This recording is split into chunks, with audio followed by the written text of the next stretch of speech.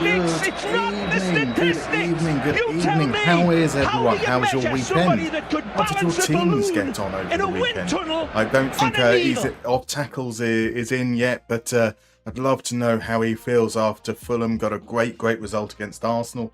I'd love to know how the United fans are feeling after Amarin's first week and a bit in charge. Are there any Leicester fans? How do you feel about Wood? Now, as a Villa fan, I'm obviously very delighted. Football is once again good. It hasn't been for about 5 or 6 weeks, and I'm delighted to be able to say that it's once again the greatest sport of all time. Unlike NFL, which is currently the worst sport of all time, so we don't need to mention that at all.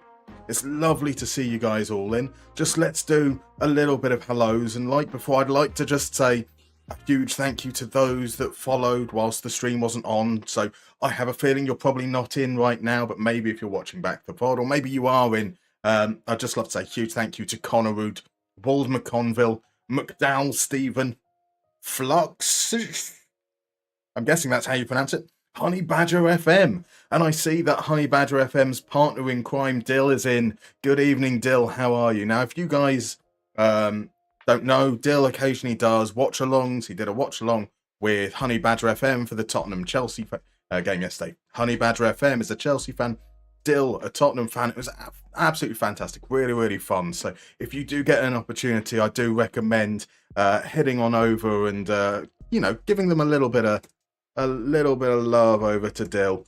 Let's do a little shout out there. And I know that hides off the hype train. I do apologise. And let's say a huge thank you for those in a moment as well. I also need to say thank you to Kingfisher 2494.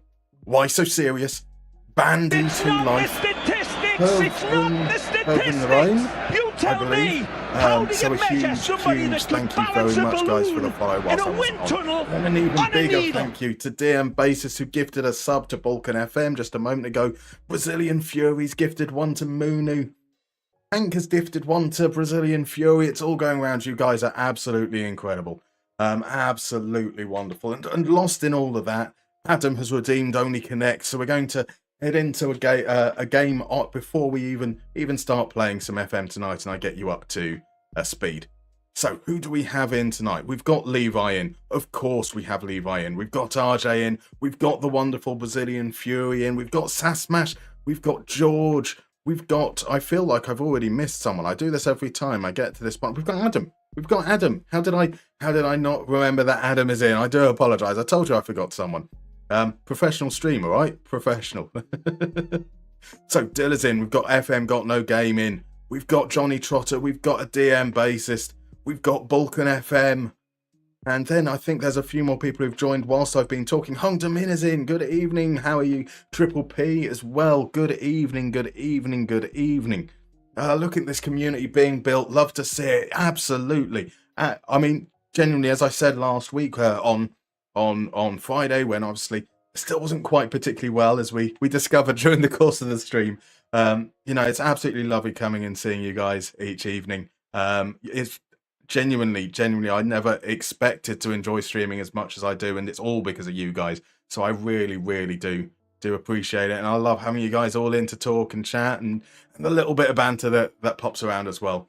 So DM Basis did say, as a Rangers fan, things are finally not awful until Spurs and Celtic. It is going to be Spurs look a little fragile. I mean, I know that there is a reasonable gulf in quality between the teams, but I think you might have a chance of getting something out of the game on Thursday. Maybe that's just optimism on my behalf for you. So not a fan, but Amarim seems fine. Anana though, it was a shocking error from Anana at the weekend. He's been, like, I know he had a wobbly time to start things off, but he's been really good for like the last 6 months. Granted, there's a whole summer during the course of that 6 months, so you can't give him too much credit for it, but it was a horrible goal to concede. And Hank mentions that Duran woke up. He did. I genuinely think that Duran should be starting ahead of Watkins. I was saying this on Dill's stream yesterday. Watkins, when a player is carrying the ball forwards and Watkins is ahead, his Watkins runs are really narrow. That condenses the area, makes it easier for defenders to both mark him and converge on the ball carrier, and it winds me up so much. Whereas John Duran's runs are much better. It creates space for his teammates, and so I want Duran to start a lot more. To be completely and utterly frank with you. Easy questions today. RJ hopes for. Well, why don't we go and see? We've got an Only Connect. We'll do that, and we've got guess the player has been redeemed by Hundermin as well. So we'll do both of them. We'll start out nice and easy, and then I'll catch you up on where we're at with the save. And thank you, by the way, Juango, for the follow. Very, very much appreciated. So for those guys who don't know, Only Connect is based on a British game show that's shown like sort of late afternoon, early evening. You're going to see 4 pictures of footballers, and there's something that connects them all. Your job is to guess what that connection is. You'll see one picture at a time. I won't tell you who the players are. You'll need to guess that as well. And then the earlier you guess the connection, the more points you get. The more points you get means that you end up on that lovely little like leaderboard thing that's down there. Like I can't quite see the screen to know if I'm actually pointing in the right place or if my hands are off the camera. So I hope you get the idea. There is no prizes, unfortunately, other than Pride, but Pride is a great prize. So let's head on in, and as we're heading on in, and we'll see the first clue, let's also say a big hello to Crudmo as well, who has decided to give us the moniker of the Muster Nerds or the Muster fans. But DM Bassist, I like Muster Dorks. Crudmo came in and said Muster Dorks. Fair enough. Now it all makes sense. Now it all makes sense indeed. And so we've got the first clue here, and we've got a couple of guesses coming in already. They think it's Tangoy and Ndombele. Thinks it's Ndombele. Hundermin thinks it's Ndombele. That is indeed true. It is Tangoy and Ndombele. So Fizzy asks, have they all played for Galatasaray? They have not all played for Galatasaray. I mean, no, I'm very, very certain they haven't all played for Galatasaray. Right, Charles is in over on YouTube. Let's see. So Man United fans should try watching Muric week in, week out if they think Onana is bad. He's only played 14 games for us, and I already never want to see him play football again. What were you guys thinking after watching Muric play for Burnley last year, and it was just error after error? Why on earth was he signed? Seems crazy. Onana should be given away in charity, says Sasmas. That sounds harsh, but also yes. Tatsugiri, how am I feeling? I'm feeling a lot better, thank you very much. How are you? How was your weekend? So, other guesses are coming in now. We've got guesses that they were loaned to Spurs. No, so it wasn't quite that. Were they signed from AS Monaco? That's a good guess as well. No, it isn't. Have they all been released because they're not very good? That's fair. Poor old Ndombele. He looked like such a promising player until he joined Spurs, eh? Seems to always be the theme with Spurs players. So are they all players not playing for Ange Postecoglou? I can say with great confidence that none of these players have played for Ange Postecoglou. Now let's head on over to the second clue and see if that helps, or perhaps confuses things a little bit more. So they're not, sadly, all attackers, unfortunately, George. And Ndombele is a battling midfielder when he can be bothered to turn up. So RJ guesses that they've been loaned to 2 teams in the same season. That's a nice idea. It's not that, unfortunately. So is it Nice as a common team, says Slurp? It isn't. But again, some great Ndombele knowledge coming out there. So Crudmo has correctly identified that it's Alfredo Di Stefano. We're going back a long way here. Now I know that there are some people who will be saying, that's a little bit before my time, and I'd just like to clarify it is also a lot before my time as well. Is there anything whatsoever that could link Tangoy and Ndombele and Alfredo Di Stefano? So, World Cup winners, says Slurp. I don't think Ndombele has won the World Cup, has he? That would be amazing. Adam has guessed that they've played for 2 different national teams. That's a very good guess. Obviously, Alfredo Di Stefano very famously played for multiple national teams, but it's not that, I'm afraid. Are they World Cup bench players? I see what you're going for there. Yeah, they're not, unfortunately, but I do feel like Ndombele is definitely more of a bench player than a star for sure. So they all played in Colombia's non-FIFA breakaway league in the 1950s. I don't know how you got that, Crudmo, but you are indeed correct. Ndombele was the face of the 1950s Colombian non-FIFA breakaway league. No, sadly that isn't that. Di Stefano did play for 3 national teams, true. And that's Tronny Tross has come through and said they have 3 nationalities. That would be a very, very good guess, but sadly it's not. George says that's well before my mum was thought of. Never mind me. That's true. Well, let's see. So when was Di Stefano was? Might well be before my mum was thought of as well. Actually, thinking about it, or at least the early parts of his careers. Let's move on to the next one and see if that helps at all. RJ has guessed that they all have absolutely no link with the others. That would be amazing. So Hungdamin says both are ex-players of white shirt teams. Yeah, that's true. So that would be an amazing plot twist. It would, wouldn't it? It would.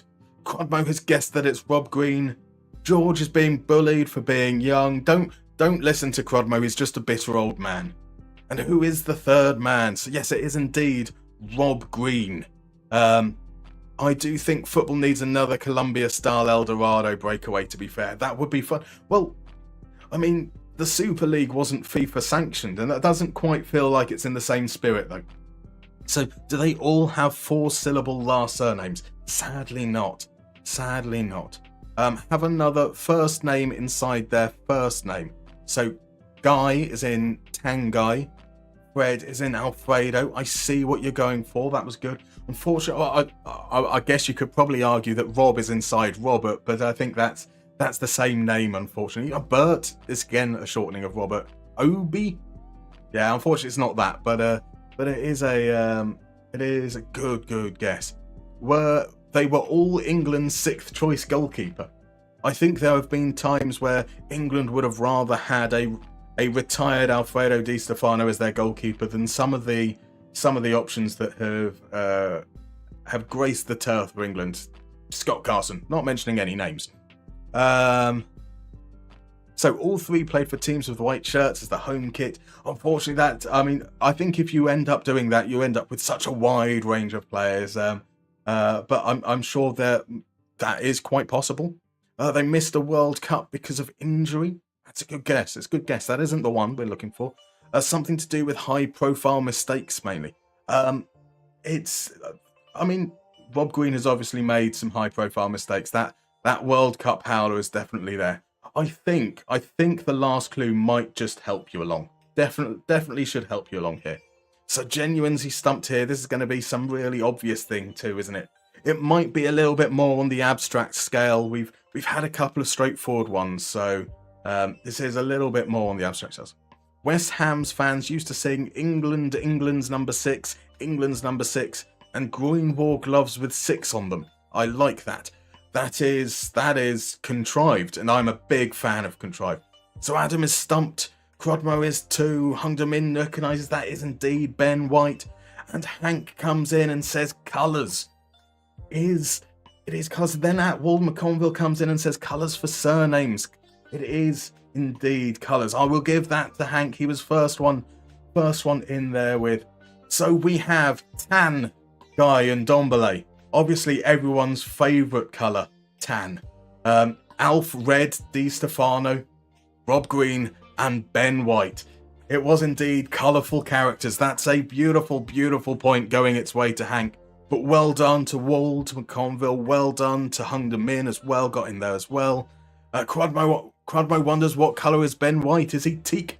Is he misty buff? I genuinely looked to see if there were any players with ochre in their name, but not to much luck. Ollie came in and guessed that they were outcast from their national team, which is, yeah, you could definitely have some link there in some respect. Oh boy, oh my days, I won and I'm still mad. There we go. We've clearly jumped the shark with Only Connect already. Shocking. I think was the first ever round something in their names. That was family members in names. Yeah, that's we've had perhaps more contrived, and there will be even more contrived to come yet. So Shams did guess that there were records for their clubs. That wasn't the case, unfortunately, but that was a fair guess. All their mistake lost them a league title.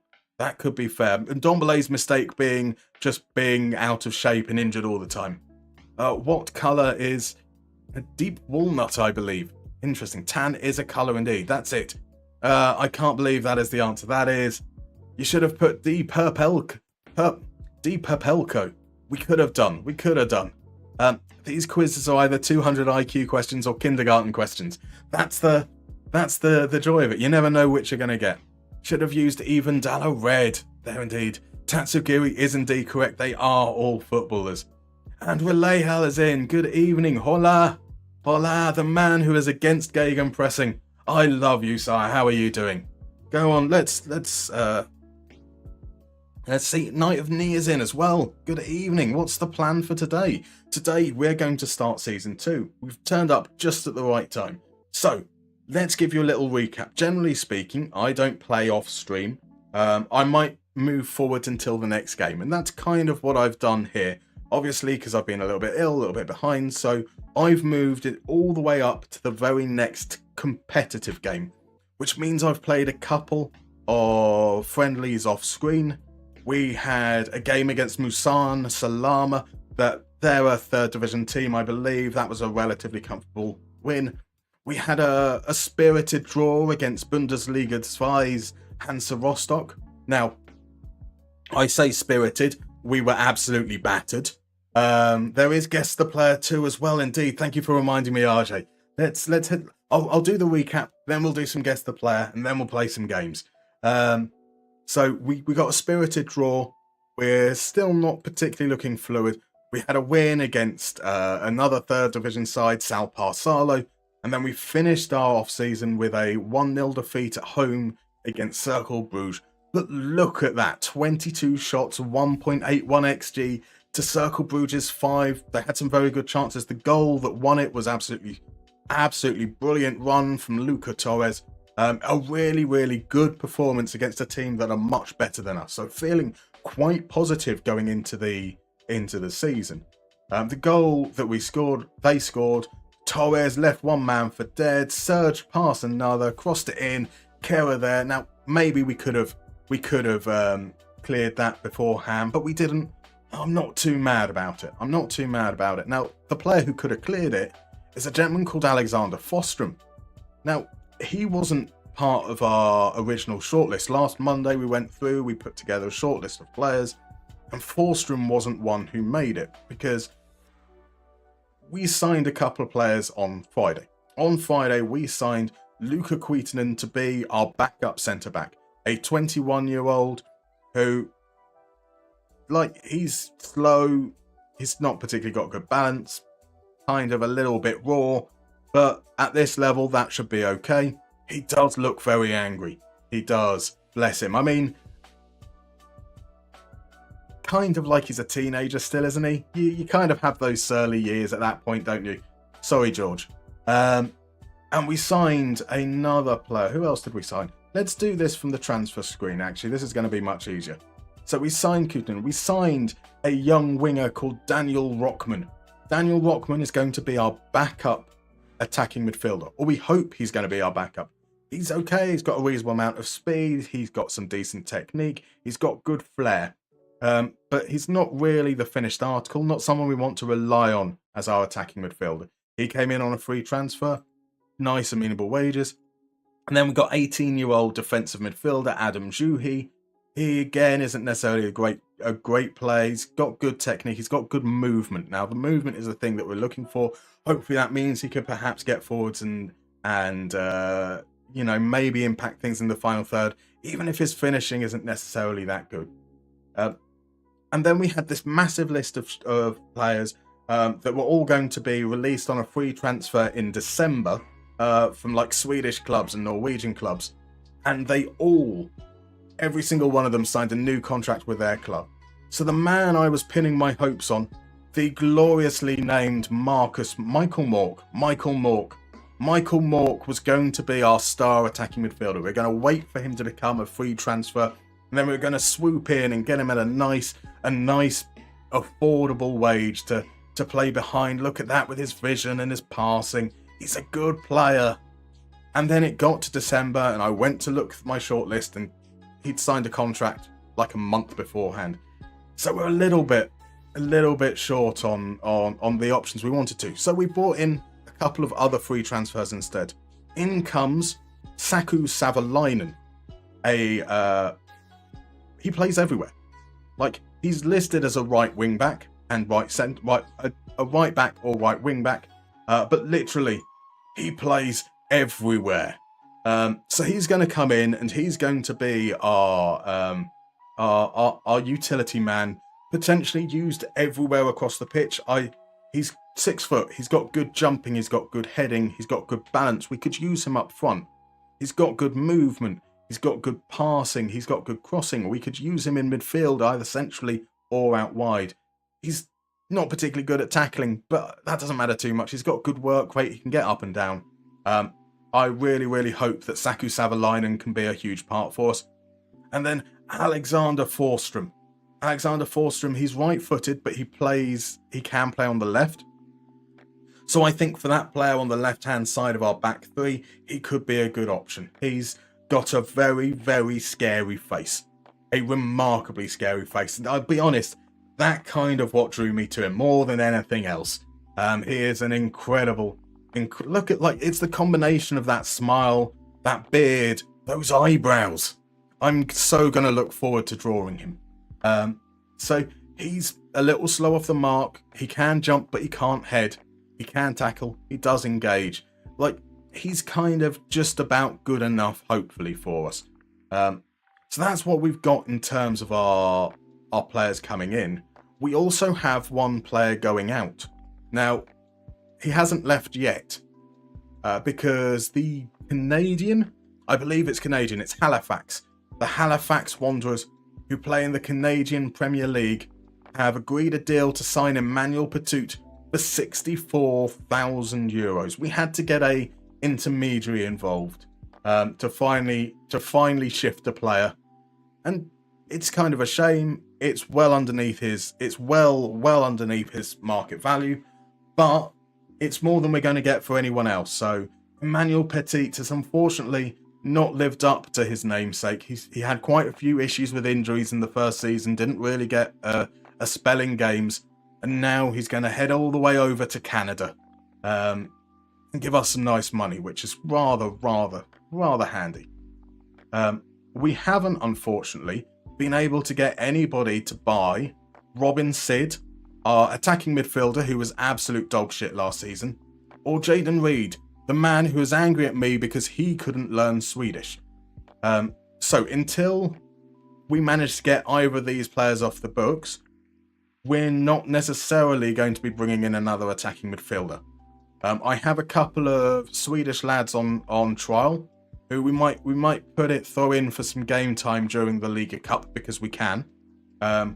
So potentially we have an idea of players that we might want to bring in, but until we've managed to get rid of the others, they're not really something that we're able to do. So let's have a look. So Charles, how much transfer business has been done? I must have missed a stream somewhere. So yeah, no, last Monday we went through, we shortlisted a load of players. Friday we played a couple of friendlies and we signed some of those players, and I've just moved up through the last few friendlies so that we can get into game time. So not massive amounts in terms of transfers. We did release a lot of players, or players' contracts did expire. So we lost our backup goalkeeper Mark Nordqvist. He was also our under-20s coach. He was rubbish. He didn't play a single game for us. We lost Jiri Nissinen, another player who had a lot of injury trouble last year. Played very, very few minutes. So I think he played... he played 10 games in the league.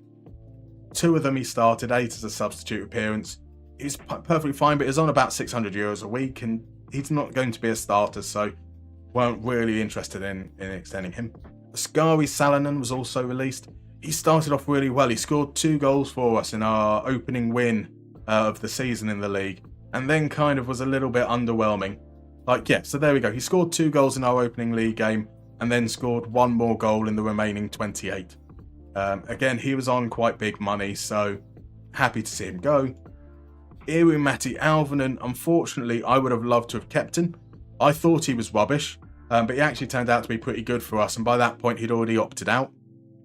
He's now gone and signed for Bærum in the Norwegian league. Sorry. So are they a good team? Bærum, a pretty poor team from the looks of things. But he's done well in a defence that's used to being busy, so maybe he should be a good fit there. Day was out on loan for us for the first half of the season. By the time he came back, our striker, Olawale, had completely locked down that position, so he never really played much for us. He was also happily released. And then finally, Hussein Usman Suleiman, who's just a young player that wasn't really anywhere near the first team. He's 5'8", but can play at centre-back. I'm not all too keen on that, even in a back three. Like 5'10", 5'11", fine. 5'8", that's just pushing it a little bit. So we will be, once we move on, so once we'll play Guess the Player, we've got the LiigaCup coming up. That's that cup competition that starts with a league where we play everyone once, and then it ends up in like a semi-final and final. So the same teams as we played last year, Gnistan, HJK, TPS, Ekenas, and Interturku. We have only got 2 home games, 3 away. Is that the same as last year? Last year we had 3 home games, 2 away. So we had a more favourable draw of things last year. So it might be a little bit tougher for us to progress this time round. New role, says Knight of Knee. Surly centre-back. That would be good. That would be good indeed. Wait, what I missed? I was just talking about teenagers, George. Don't worry. I was just suggesting that sometimes when you're going through your teens, you can get a little bit angry. Which we all did. We all did. So nothing mean there. Another new role, scary ball-winning midfielder. Indeed, scary is basically the only thing that's important to us. Doesn't matter how you can play football; it's whether you look a little bit scary. I mean, Adam Larson doesn't look scary, but he's got some very surprised eyebrows. So that's something at least. Oh, obviously, yes, we do. We are slowly updating the images as well for the players. So we've got some custom. We've got something for Wrighton and a Machado and a Jala and Fonsell and Enquist. I think we had Enquist last time round. We have one for Olawale. We have it for Arvid Lundberg as well. Oh, Dahlstrom as well. Dahlstrom there. Look at him. He looks like he was definitely in an emo band in his teens. Talking about teenagers once again.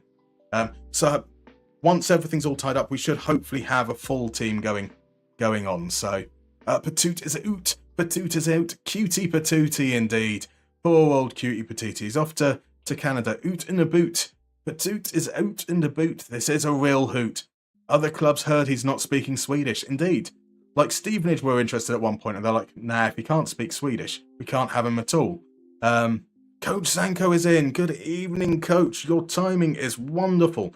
We are about to play a little bit of Guess the Player, so let's head on over and do that, shall we? Here we go. So, for those guys who haven't seen this before, let me explain how Guess the Player works. Funnily enough, your job is to guess who the player is. You're going to see 5 pictures from an FM24 profile. That means that the player is at the club that they're at the start of FM24. They might have moved in real life, so just bear that in mind. You will see the positions that they play, their attribute polygon, their scout report, their actual attributes and traits, and finally the clubs that they've played for. The earlier you guess, the more points you get. Now, there's just one thing that should be borne in mind is as soon as this was redeemed by Hung De Min about 20-25 minutes ago, RJ has already guessed Federico Di Marco. So there was no point in guessing Federico Di Marco before it's revealed, because RJ will have already done it and already won the points if it happens.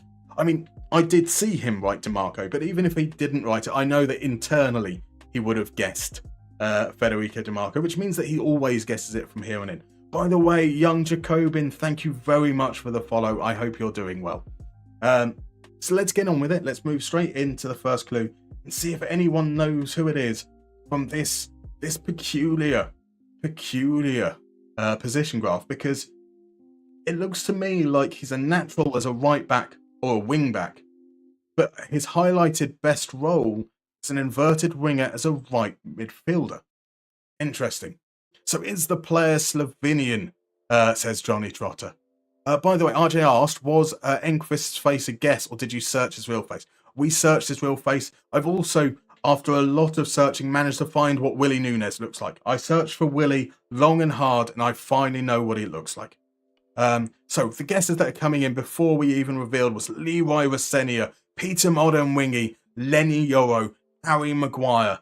And then we've started to get some proper guesses coming in. So is it Jeremy Frimpong? Is it Tujon Buchanan? I'm waiting for it to be Marco Di Vaio. That would be cool. That would be a nice little bait and switch. Dallo, Matty Cash, Pedro Porro, Mounier. Another guess for Matty Cash. Thank you for the kind words about the YouTube vids, young Jacobin. I'm glad to hear you enjoy them. And hopefully we've got a couple of really good ones coming up now as well. This Friday I'm really excited by. So Pedro Porro has been guessed. Jeremy Frimpong.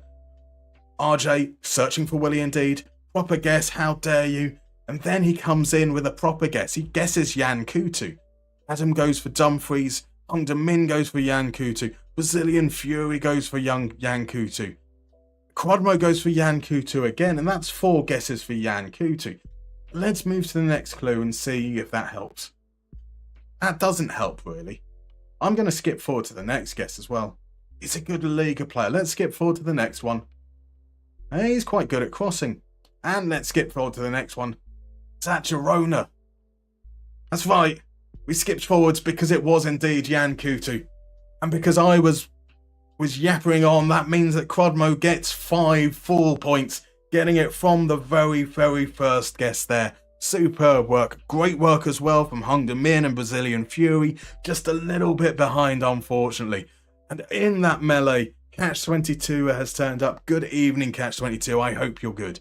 So we did have some other good guesses in there. Matty Cash. Catty Mash sounds like a kitty litter. Catty Mash is a good... I like that. I'll be using that. Kieran Trippier was a great guess. Anthony was perhaps a little bit more bold of a guess. I don't think you'd ever play Anthony as a right back for sure.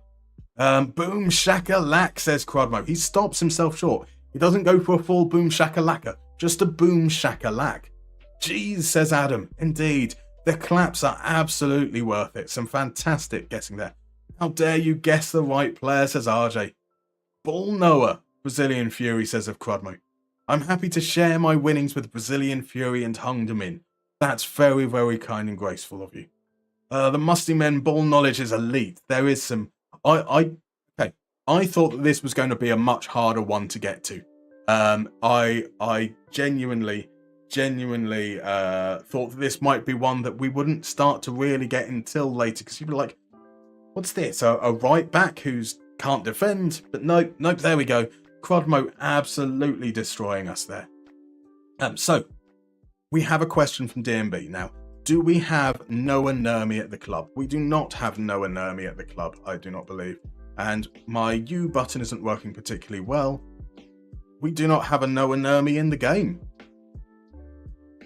We do not have a Noah Nurmi in the game at all. Who is Noah Nurmi? Noah Nurmi. Is it a play on words? Am I saying something silly? Maybe not. Fair enough.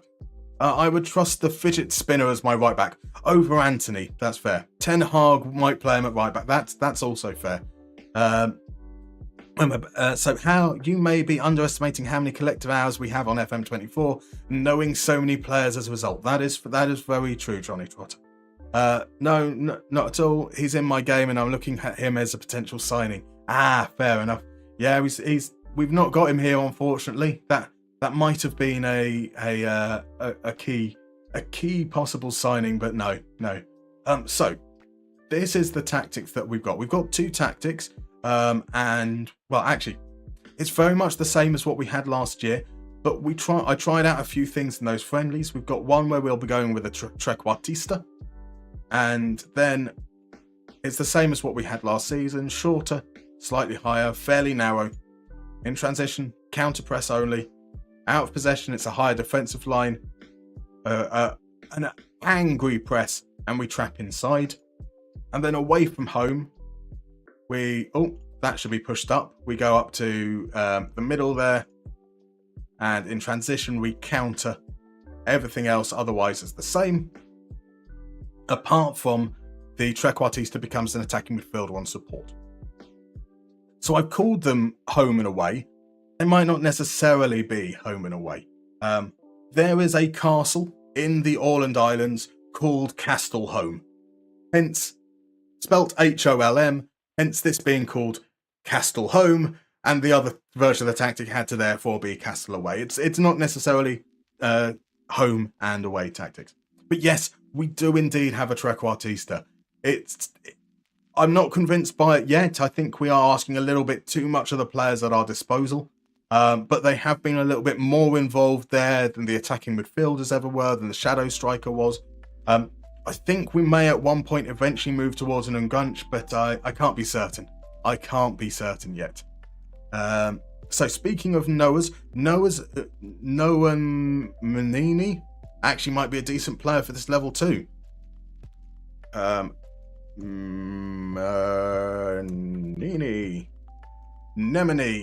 Nemini.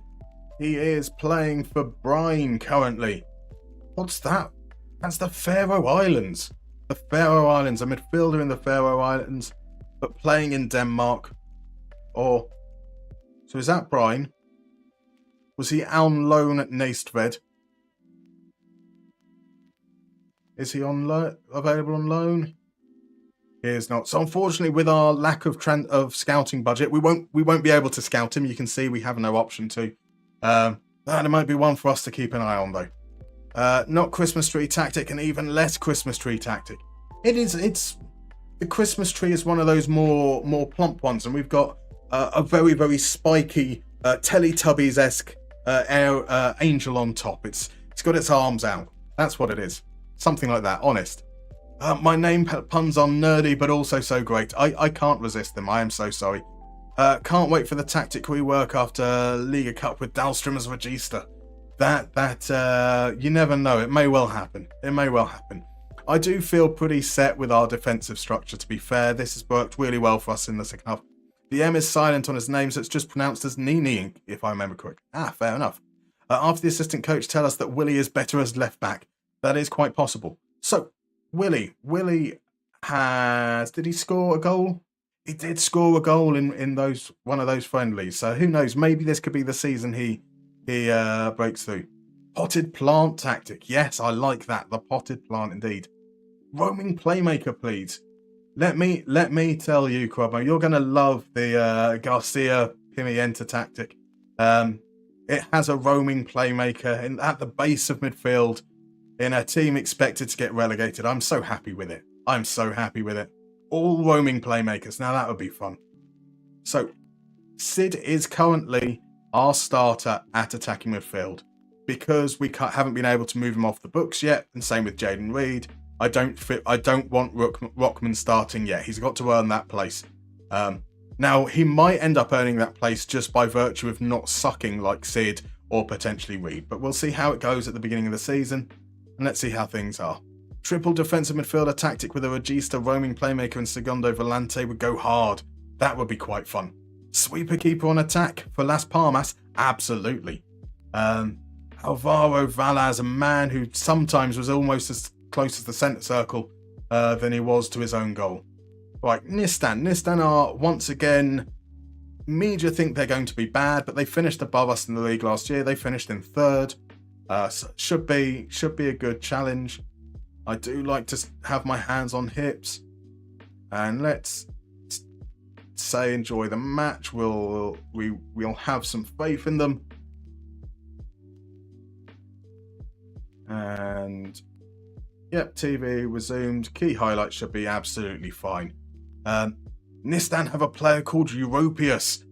That's a very, very good name. I mean, the names at this level have been truly, truly wonderful. Now here's Savalainen on his debut. Plays it across to Ajala. Ajala spared from having to be our wingback for a while. Sid, there we go. How about that? We have a song for this man. Well, here's to you, Mr. Robinson. Mika loves you more than you will know. Aritalo. Yes! Robin Sid proving me wrong. Bare minutes into the game. Was he onside? He was so onside. What a joke to even check. Come on, the Ham. The Sid. Indeed. What a great start for us there. And so we are camped in their half right now. Momentum is all with us. The stats are saying that we are running away with our one shot every 7 minutes or so in a game. Right, from a corner, can we make it 2-0? Enquist is the man standing over it, whips it in, Koski punches, Sid plays it back out to Enquist. There's so much space because the game doesn't know how to deal with second phases of corners, and he shoots wide. This is a good start. It has been all us. Are we seeing any changes in the momentum? We are. They may have had some choice words from the manager, a cheeky little shout that might have pushed them into a more positive place. Or is it? Here's Olawale. Beautiful ball through to Enquist. Can he get the cross in? He feeds Olawale again. Olawale to the edge of the area. There's Dahlstrom with his weaker foot. Narrowly wide. Oh. Right, okay. Yeah, it has petered out a little bit. Let's just demand a bit more into the last few moments of the half. There we go. I think we can definitely be happy with that. Pretty even on possession, 50-50. And shots to their 0. That is some marvellous stuff. But we've only seen like 3 or 4 highlights. So there's Olawale. Olawale, for some reason, is shooting outside of the area. He's a striker. Get in the box, man. Couple of quick shots from Dahlstrom. We saw one of them. A chance from Lundberg. At least the shots outside the area are coming from strikers who, arguably, if anyone is going to score from outside the area, it's going to be the players whose job it is to shoot. So, cool. I'm pleased with the number of shots. And we make the Arsenal corner routine in FM. We could. I mean, to be fair, I think that the one that Zealand has talked about and Work the Space have talked about in recent times, where you have a strong option on the near post and send it to the far post, is probably as close as you're going to get in FM to what has been one of the more successful routines of Arsenal's. But you're never going to quite get the same funky runs that you get. Here we go. Can we make it 2-0 early in the second half? Forsström knocks it back to Reiten, and there we go. An assist from our new centre-back. It's a centre-back assisting a centre-back to make it 2-0. Enquist swings it deep. Forsström heads it down. Reiten somehow heads that down as well, despite it bouncing up. A set-piece routine, not too dissimilar to Arsenal's far post routine there. How about that then? Right, another free kick. Another chance. Is it Dahlstrom? It is Dahlstrom standing over it. A man disrupting the wall. Nothing happens with it. Second chance. It's fallen to Olawale, and that's 3-0. This is. We're running away with it. We are running away with it. I like seeing Kuitunen running disturbance. The shot was straight at the keeper. Koski's got to be disappointed with that, and Olawale was on hand to open his scoring for the season. Right, we will be making a change shortly. Dahlstrom did end up with an injury in pre-season, so he's a bit short of sharpness, so he's not going to sit out. As Katic and Marquez set free, plays it back to Penninkangas. Penninkangas gets past this man, swings it in. Weekenden gets a good strong fist on it, but here's Europeus. What a great name Europeus has. But can we come away with it? Olawale doing some very weird things, dribbling out to the side, but we move it inside to Dahlstrom. Back to Kuitunen. Kuitunen out to Savalainen. In, and there's Sid. Sid with a great first touch, feeds Lundberg. Lundberg somehow misses the target. Oh, that was a great chance. He could have carried the ball on, but he didn't. Rookie. And that will be his last contribution. We're going to give a debut to Jimmy Slayman. Notice that when Jimmy Slayman plays, he's going to be playing as a deep line forward rather than a target forward. So we have set that up on both tactics. And then we're going to bring Juhi in for his debut. Michael Fonsell was also injured in pre-season. He hasn't had any pre-season games at all. So we will be bringing him on to get him some match fitness a little bit later on in the game as well. I trust you. Claudius Maximus Europeus. That would be good. A very close game so far, says RJ. Indeed, I hope this is the closest game we have all season. As Katic and Markey pulls one back, it's some pretty passive defending there from the free kick. They get the ball out. It's headed clear initially by Enquist. Then no one really makes an effort to close down Castro. He's able to drive in, crosses it across.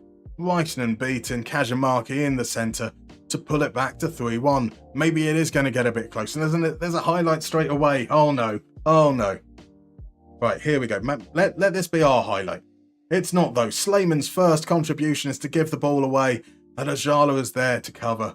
Plays it back to Reekinen. Now let's just be sensible, guys. All we need to do is see this out. We don't have to play the teams again. Well, maybe not until the later stages of the competition. Let's just see out a win nice and easy. And that's a red card. Maronia absolutely hacks down Ajala. That was disgusting behaviour. And that will be Foncel coming on now. So Foncel will get some game time. Now, Ajala would be the player I would have moved out to the right, but he's just had to survive that challenge. So Rockman can play on the wing, as a wing back. He can't defend, he can't pass, but you know, we don't really worry about the defending side of things. They don't even need to be good. Enquist is rubbish, but he's also great. So there we go. We won't look to bring mentality down or anything like that till about 5 minutes to go. Let's not secede territory unnecessarily. Right, Rockman with a throw into Juhi. Back to Rockman. Rockman feeds it across. That's able to run through to the keeper, Koski. A chance maybe for Nistan to launch something now. Sends it long. Kashamaki beaten in the air by Queetonen. Out to Rockman. Rockman plays it back safe. Queetonen. Rockman exchanging passes. Inside, Ju has a chance to move it on to Foncel, but it runs too long and Nistan get it clear. This is a great highlight so far, that's for sure. Forstrom gathers the ball in the driving rain. He sends it long and Nistan come away with it. Castro plays it out to Peninkangas. Peninkangas goes back home towards Mulder. It's a ball over the top. No one's picking up Katajanmaki, and that's 3-2. Game on. 10-man Nistan have pulled it back. No, they haven't. Thank God for that. Thank God for that. We don't even get to see a replay. It wasn't even close. Right, Forstrom plays it across to Wrighton. Just some sensible football here in the rain, please. Wrighton carries it forwards back to Forstrom. Foncel now across to Queetonen. And back. Forstrom will play it out to Enquist. Enquist is going to take his man on. He sends a cross in and there's Slayman. No, not quite, but he can get the second ball under control. Can he lay it back to Rockman? Rockman crosses it in. Sid's header straight at the keeper. Nothing much happening there. And Daniel Enquist is tired, but he's going to have to survive out, as are the defenders, I think. So, who are we bringing on for the last change? We're bringing on Willie. But we're going to do it as we just start to look to kill the game now. There we go. Oh, press space. So Jimmy the Slayman is this season's Honkler. You heard it here first. Quite possibly. I have high hopes for Slayman, especially at this time of year. So that's a pretty good win. I mean, yes, they had some big chances. 3-2 would have been nervy, but we definitely deserve to be far and away ahead there. 3.43 XG. It looks like our shooting boots aren't necessarily on this early start. That makes for good reading. I think we drew with them last time round in the competition. I think we drew with them a few times, in fact, over the course of last season. So there we go. What a way to start. Oh, I say what a way to start. I mean, it also means something like...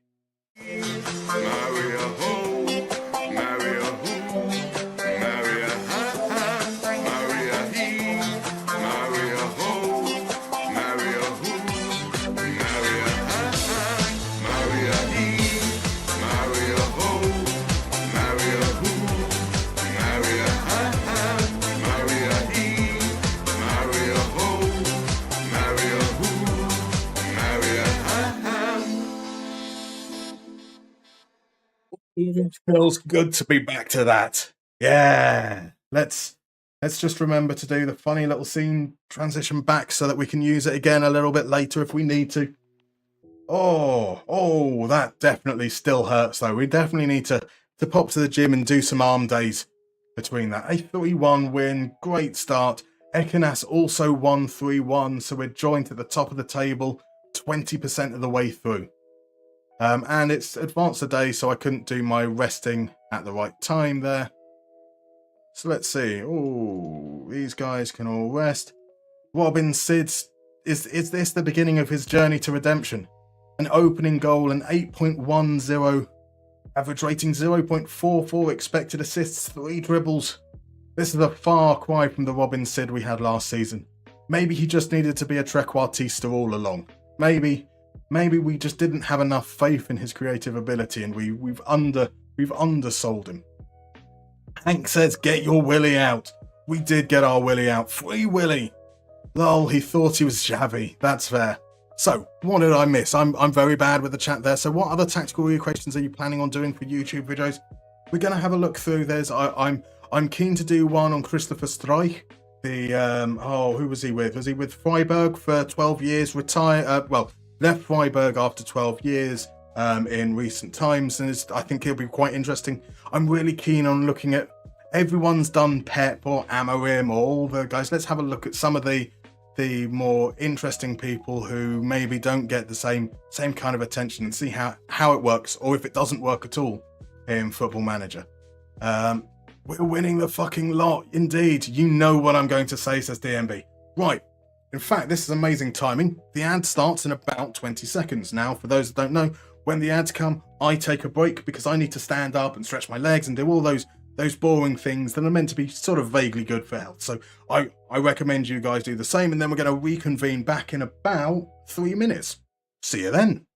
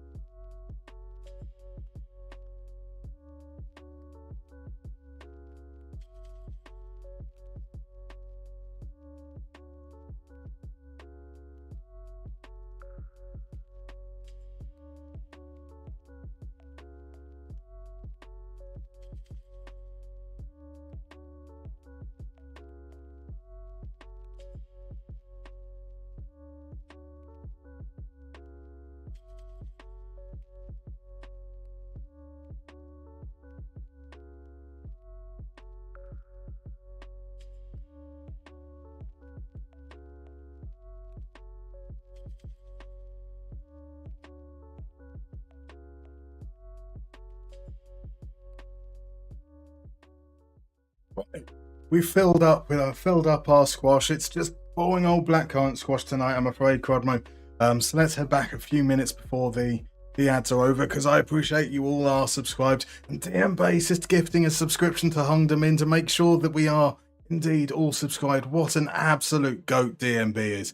You absolute star. So before we go into Only Connect, I will catch up a little bit on some of the comments mentioned earlier.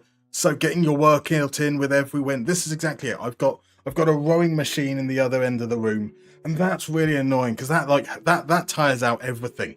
So why bother with that when I can just do arms on a stream? Perfect. Just had to make him a trequartista. Indeed, the secret to Sid was trequartista. Maybe it's about the trequartistas we made along the way. The best trequartistas and registers are those we made along the way. Clearly Hung Dem In and Hankin in sync there. We need a hydrate button. That's a reminder. Let me pop that down. We do indeed. There are many things that we need to. Sorry, I'm now going to go off topic already. I am planning on getting the IFK Mariehamn player profiles into those break screens, but also as a command so that you can hide chat for a little bit, and it'll hide my face, it'll hide chat, and it'll bring up a player's profile from a command, so that if you want to get a reminder of what a player's good or bad at, you can do that nice and easily without us having to go in and out and things like that, which I think might be cool, but I haven't quite worked out the exact way that it's going to work yet. So Keen Dreamstar over on YouTube suggests Gasparini. That's a fantastic idea. I think RDF might have a Gasparini thing in the works that I think is going to be absolutely cracking. He is really good. Got some demands for a Lampard tactic or a Rooney tactic. Crodmo says concede 3 goals per game and get sacked in February. We had that. It was called AC Moneyball. Rooney tactic is go from top 3 to bottom 3 and get sacked. Indeed. And the conclusion of the video, yes, it works in FM. That's going to be one of the things. Is if you a lot of modern football now is based around pressing and high lines, and we know that's effective in FM. And I think that might be what's actually letting former players like Frank Lampard and Wayne Rooney down. Is they come up with the ideas, they play in FM, and they're like, we're brilliant. I've made Derby the best team in the world, and then it comes to actually trying to do it in real life, and they've not quite got the character to pull it off. So we have a couple of games redeemed. We've got the last Only Connect. We've got the last Guess the Player already redeemed. So what we'll do is we play an Only Connect. We then move forward to the next game in FM, play that, and then we'll do Guess the Player. Does that sound okay? Mainly for you, to you, Ed Balkan, as you redeemed the second one of the games. Would that be all right with you? So what have we got going on here? I'm going old school next up. I reckon it's going to be Nat Lofthouse. Had guesses for Nilmar, Anthony, Seydou Doumbia, Marco De Vaio, DiMarco. Come on, at least test me. Anybody who knows Nilmar is a legend in my book. Nilmar is a quality player. Never quite lived to the heights that were expected, but that's been the story for a lot of young Brazilians, to be fair. Have they all been on the receiving end of a curl on seal dribble? That would be a good. I love the idea of the guesses coming out for Only Connect beforehand. This age and an obsession with Brazilian football does me no credit, says Quadro. He is obsessed with Brazilian football. Quan is in. Good evening, Quan. How are you? So the next player will be Harry Maguire. That's the next guest to player. Interesting. We're going for that.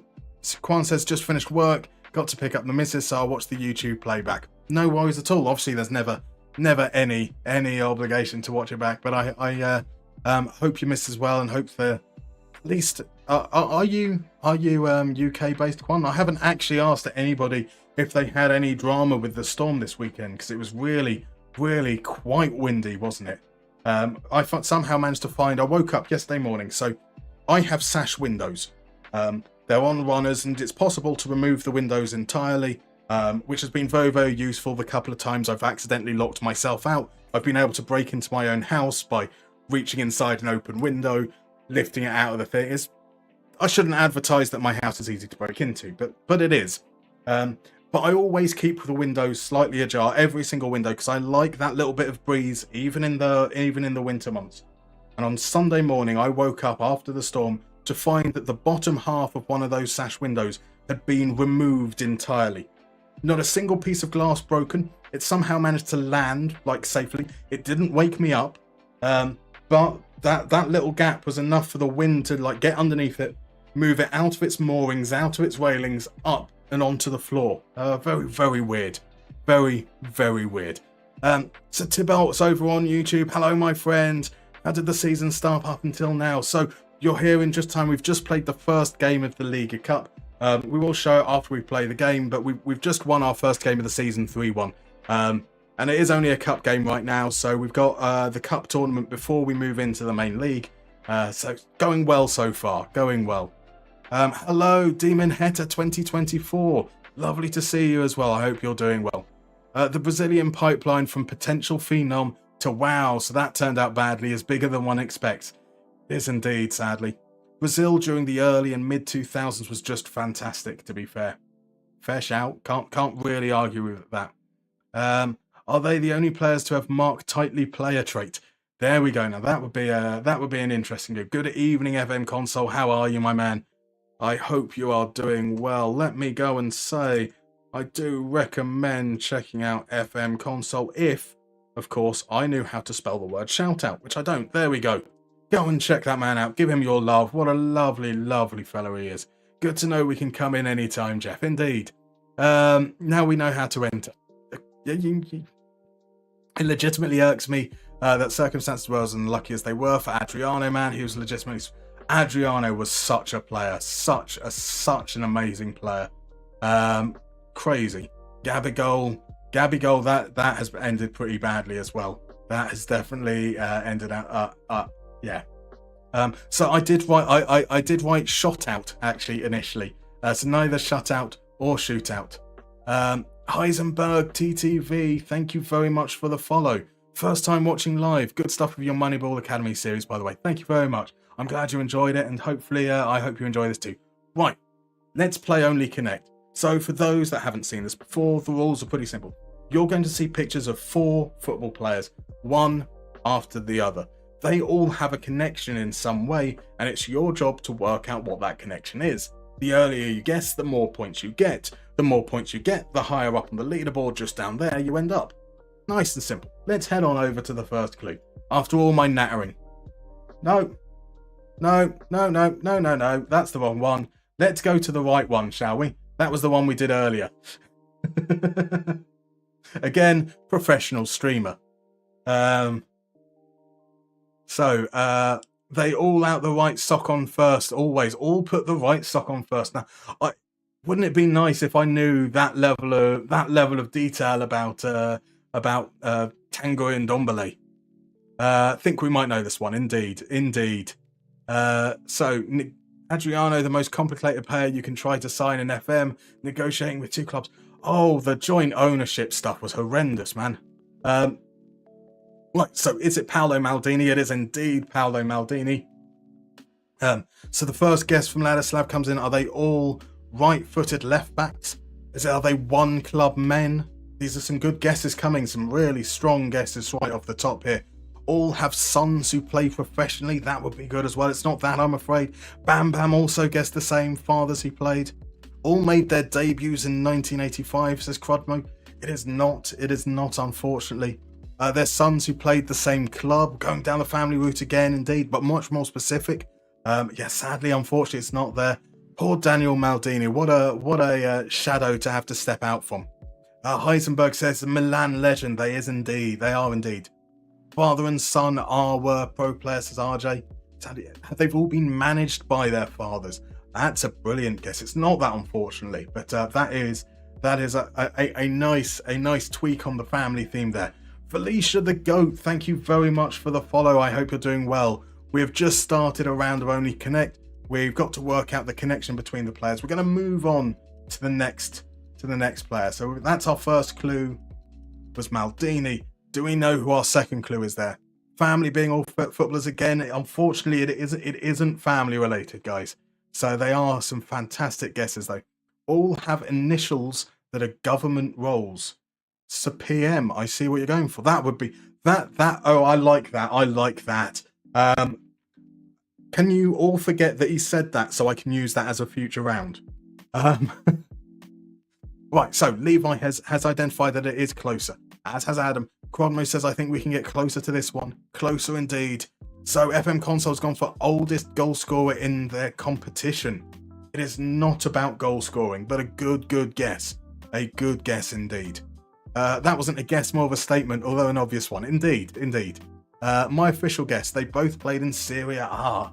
Serie A is not the connection. So they're going to be a little bit tougher than that, that's for sure. They're all players turned coaches, says Hungdamin. Closer has indeed moved into coaching. It is not the clue, though, I'm afraid. All have Polish as their first language. Does Maldini speak Polish?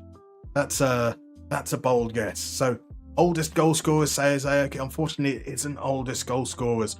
So, played at 4+ World Cups, says Ladislav. You're along the right lines. I say you're along the right lines because DM Basis is completely on the right lines.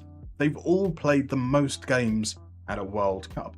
But you see, Paolo Maldini has played, 22 games? Closer, about 23 games. Lothar Matthäus, I think he's 25 games. Or is he 24? Lionel Messi. Because he's played 26. So it was 23, 24, 25, 26. Maldini, Klose, Matthäus and Messi, the most World Cup appearances ever. Fantastic work from DM Basis there. Astonishing 3 points. Multiple league titles was a great guess. Captains for their national teams was as well. Both people own a football club. There we go. Does Messi now also own part of it into Miami? Because that could be another unexpected link. Oh, damn, I'm staring at my Closer Lazio jersey in front of me right now. What a player he was. So was Buffon one of the... He wasn't, amazingly. So it is. I was surprised that Lothar Matthäus had 25. Correction, kit, not jersey. Heisenberg, you can call it what you like. Brolin, there's a throwback as well. Absolutely, the applause is coming in. It was fantastic work there from DM Basis. Wow, I never would have guessed that was the one. Indeed, that was a reasonably tricky one because it was to know that they're the top 4 as well. As you can kind of guess that they played a lot of World Cup games, but yeah, that is a little bit tricky. So, fun fact: Klose and Podolski were both born in Poland and used to speak Polish to each other when playing for Bayern, so opponents couldn't understand them. Interesting. I mean, that must have worked reasonably well against like most clubs, but I'm sure like teams like Dortmund always used to have like 1 or 2 Polish players in their ranks. Dortmund have a history of Polish right backs in particular, don't they, with like Blaszczykowski and Piszczek. Although I suppose that's a little bit after the Closer era. So Matthäus owns Hearts of Oak in Ghana. Interesting. I would have never known that. Some phenomenal knowledge coming out from FM Console there. RJ says Buffon is probably not far. I don't think he would be far at all. It was pure luck, because I'd read before that Maldini and Klose, I think, were tied for the most wins at a World Cup. That's again, like it. All it is just those small little beads of knowledge help bring everything through. So, as I said, with Balkan, we'll do guess the player after the next cup match. But do remind me, just in case. I have got the feed up with it nice there, staring me in the face, but that hasn't stopped me forgetting things in the past. So here come the injuries. We've got Wrighton injured, and we've got Fonsell injured. We currently have the joint highest in the league. This is what happened last season. We seem to get a lot of injuries in pre-season, which is a little bit frustrating. So what's that do for our team? We're still without Machado. Machado has the flu. He's going to miss the next game. That means that we have none of our... Oh, and Igor Lofgren, our young player, he got injured in pre-season as well. He picked up a groin strain for 3 weeks. So he's not going to be fit. Emmanuel Okereke, the 5'11" defensive midfielder, he also picked up just a hamstring. That did manage to disrupt his pre-season. He's going to be the one that has to come into the team as well. So it's going to have to be Okereke on the right, Queaton in the centre. Whiteman might make it back in time. Fonsell definitely will. But yeah, we are potentially our second game, which is going to be away against HJK without any of our centre-backs from last season. That is quite incredible. When does Patoot leave? Any plans for the transfer windfall from his departure?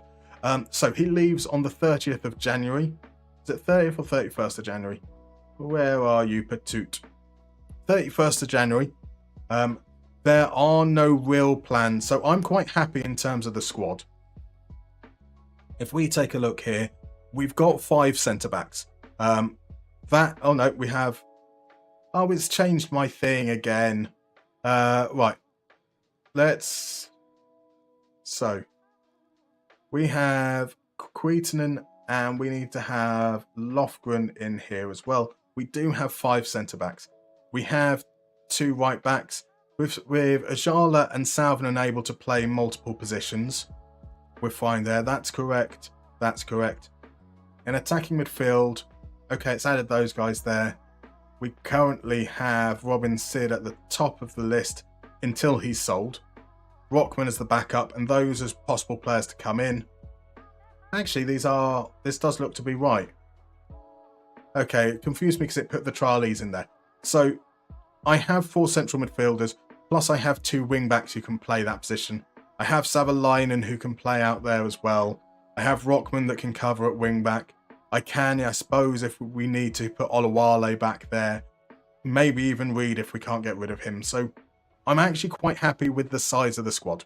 The only position I'd be looking to strengthen is attacking midfield if we can get one of Robin Sid or Jaden Reed sold. And that's where we might spend some money, where the transfer budget will come in handy. But the biggest thing is that we get that money comes in means we've been able to push the wage budget up.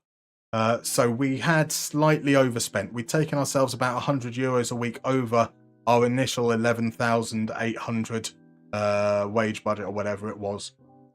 So his sale kind of covers that off a little bit and just goes a little bit towards making our overall balance not so painful. We might at one point, maybe eventually, get ourselves back into the black there. I won't count on that though. So Heisenberg asks, is this a Moneyball save too? So it is and it isn't. We are certainly going to be using some of those data-led principles where we can, but also part of the challenge of streaming is paying attention to the game and having these conversations, and I'm not very good at doing both at the same time. So I'm not going to necessarily be paying attention to the game 100% all the way through. So we're not going to go really, really granular with the kind of like the Moneyball stuff. We will look at data. We will use that to inform decisions. There we go. There's another out with the cold. So I hate this time of year already.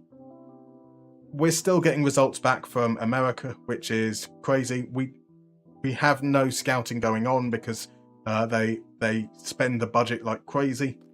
And they're still managing to add players to our scouting pool anyway, so we can live with that. We are expected to lose. Patoot is already kaput, he is indeed. He's going to hit the bars and clubs of Mariehamn. When does... Oh, right, okay, I see. Yes. Sorry, owns a stake in Accra Lions. I tweeted this last year. I blew up in Malaysia. Interesting. He was on the bench the last game, I thought. He was indeed. So he's still an okay player. And Anderson is not under contract. We're not going to renew him, but he's essentially just here as an emergency option. We will probably start having these guys in actually instead of Reed. I think Skoglund is the one that I liked most because he's 6 foot. Indeed, Albin Skoglund. We don't have a full picture of his attributes. He's only been on trial for like a week. These guys arrived pretty much at the start of where we kicked off with the stream. So we now need to make these changes. Bonsell. We're already struggling from a fitness point of view. So Whiten isn't fit enough to come in. Fonsell can play. Apparently doesn't need a fitness test. we've got Juhi coming in for Jala, Jala in for Savalainen to play on the left. Anderson becomes the backup left wing back.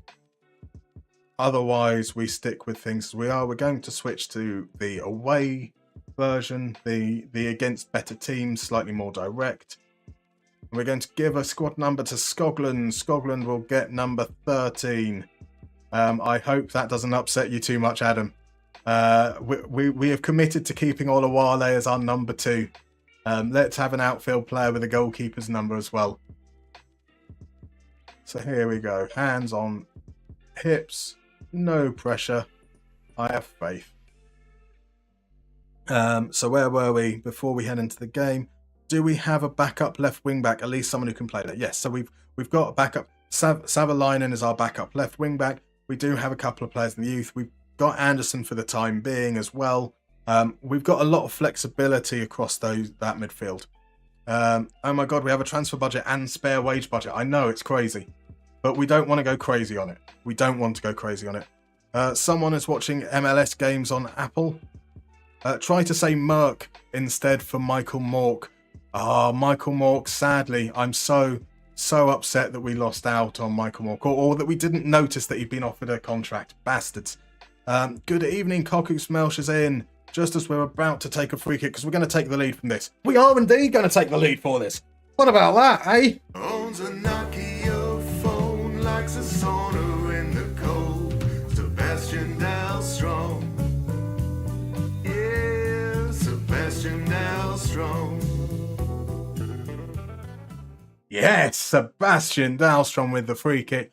1-0 away against HJK. It's been pretty much in our favour so far. 6 shots there too, 57% possession. Momentum is very much looking in our favour too. Can we make it 2-0 before half-time?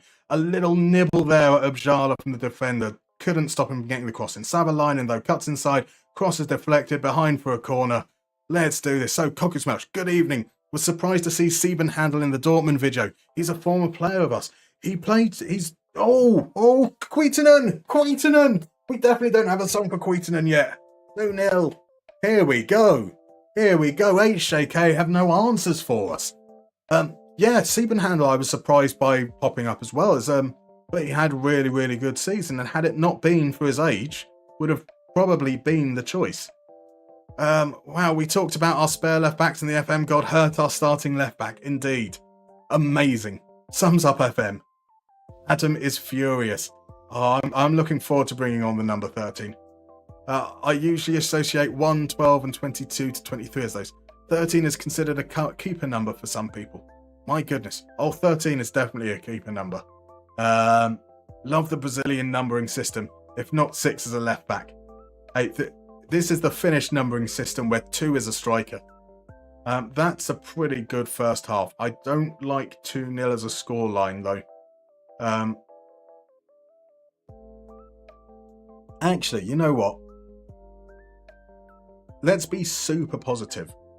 Maybe that will stop them from being complacent. I know that makes no sense whatsoever. Right, they've made 3 changes at half-time. Have they changed their shape? They haven't indeed. They are still playing the 3-4-3. 5 minutes into the second half. They really will want to get a goal back nice and early, put the pressure on. Maybe, though, we can take advantage. Here's Sid dropping back, plays it to Kuitunen. Anchoring our defence today. Okariki out wide. Plays it back across Forstrom. I thought the referee was going to challenge for the ball then. Right, here's HJK coming away with it. Keskinen beats his man. Can he get the cross in? He's there. Eze. It's 2-1. This is game on very much. We need to now fire these guys up. This is exactly what we didn't want. So Dahlstrom, the Ward Prowse of our community. He is indeed. Who knows you, Ward Prowse? Indeed. Indeed. I love you for reminding me this tune. Elite. The Doors are an absolute classic. Absolute classic. So, right, we've fired them up a bit. It hasn't really made much difference in that respect. So we look, where have they made their changes? They've made their changes there. Mento is now the one pushing forward. So on our left-hand side, we've got the ball-winning midfielder, which is fine. Savalainen is struggling apparently. Let's shift. I'm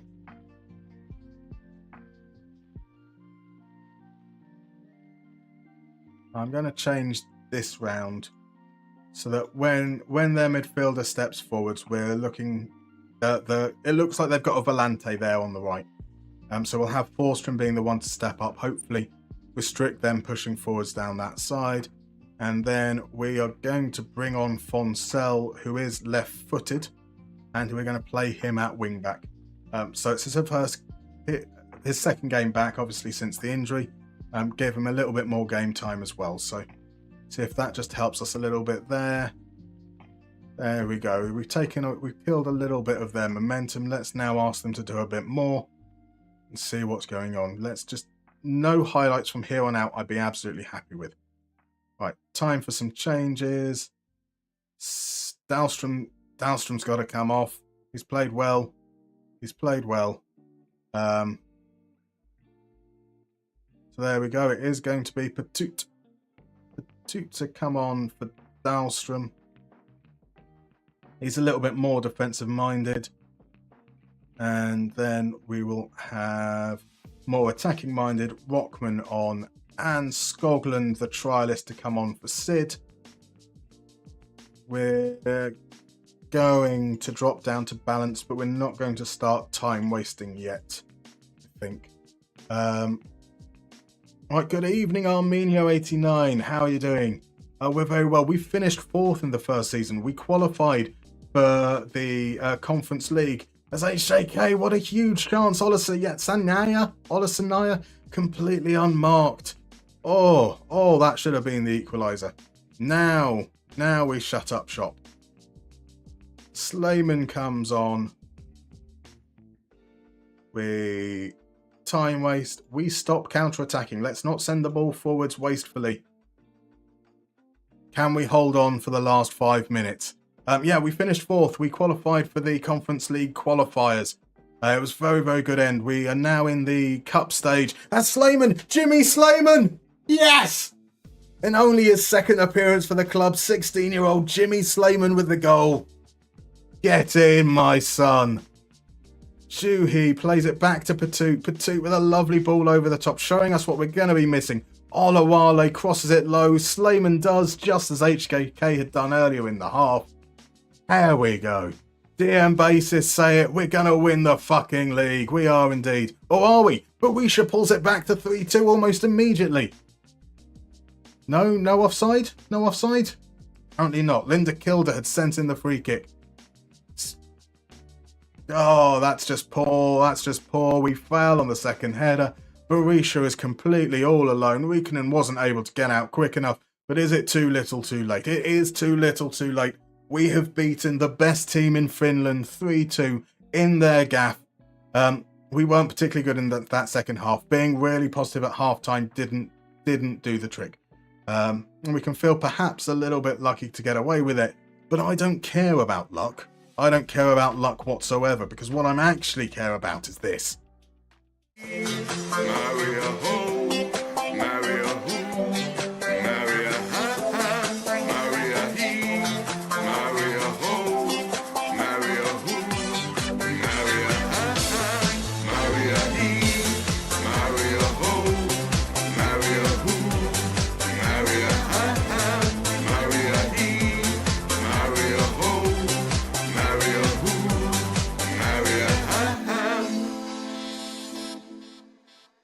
Oh, I will never get bored of that. I will never get bored of that. I'll get tired of it. My dear God, I'm going to get tired with the with the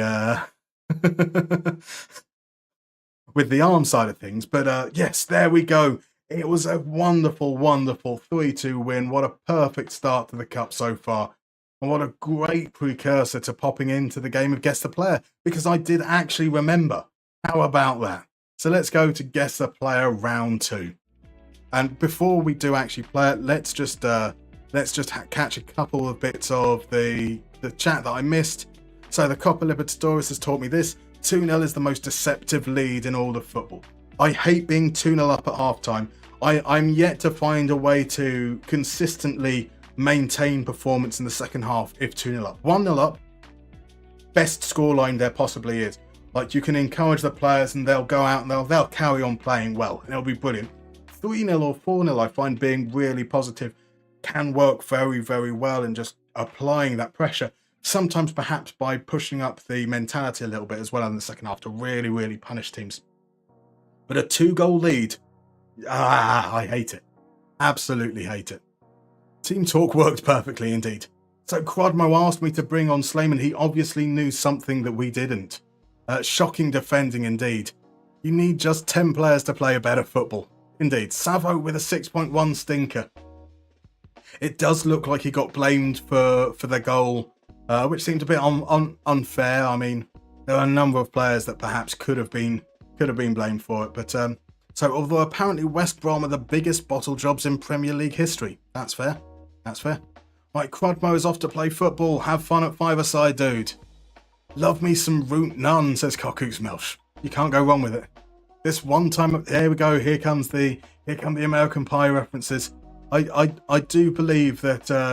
Now, obviously, I didn't tell you this, but I do believe that Crodmo has indeed stuffed a flute. Yeah, we'll stop there. So what if I missed there? There's bro, that channel came out of nowhere with quality. I feel like I've missed something. Where's Cockoo Smells? Oh, like the Root Nun channel. Indeed. Brilliant channel. Goal, Slenderman. I like what you're going with there. My lovely little chat box keeps bouncing around. There's a Chris Norton Walker. Good evening, Chris. How are you doing? How are you doing this? Balkan is confident. We got this. Brazilian says 2-0 is the most deceptive lead in football. You just never know what's going to happen. Indeed. Chris did turn up just in time. Can we get an album for Christmas? Dear God, no. Dear God, no. Gotta love that song. A he, a ho, a who, Mariehamn. Indeed. Sisu Sankari, how is Finland treating you? Finland is treating us good, Sisu. This is only the second season. You were here when we finished 4th and we qualified for Europe. And we're just into the LiigaCup the next season. So LiigaCup, 2 games. We beat Gnistan. We've just won away at HJK. Things are looking good. 2-go lead. Throw the bottle. Keep them on their toes. I think we're going to need to next time. We're going to tell them that they're all awful human beings. Maybe try and fire them up that way. Same. 2-0 is terrible. That guard against complacency team talk hits hard. In the balls. Yep. How dare you? It wasn't a flute, it was a tuba, says Crodmo. I didn't think people wanted to know about what you did with the tuba. That was far worse. My guess for the player is Mark Pembridge. Goodbye, everyone. That's a fair guess. It is indeed Mark. It's not. How dare you leave? Fuck it, Jack Butland goes DM bassist. What a shout. We've got Ladislav Almasi, guessed by the Ladislav Almasi fan. Abby Wambach, Stavo Milosevic, Joe Hart, Karagounis, Harry Maguire from Hundimin. That's a good hint. Let's get straight into it. Is there such a thing as tube lube? I mean, lube isn't really that worried about what the item is. It's all the same, right? Isn't it? Just copious amounts of Vaseline. I probably need 3 or 4 tubs of Vaseline to deal with a tuber. So, guess off the top is it Barella? Is it Barella? Now that would be a great start if it was Barella. This man is a central midfielder. He's right-footed. He's okay with his left foot. Could be a Mazzala. Could be advanced playmaker. It is not Danny Barella. It's Danny Barella? Indeed. It's not Barella, nor is it Danny Pereira. It's not Stroikens or Piotr Zielinski. Is it McTominay? I mean, to be fair, like McTominay is kind of a central midfielder, I guess would be the best thing you describe him as. It is not Tominay. It is not Angelos Bassinas. Oh, I would love for it to be Angelos Bassinas. Andres Pereira. It's okay, I see where you're going there. I think Pereira can play out wide as well, can't he, I think?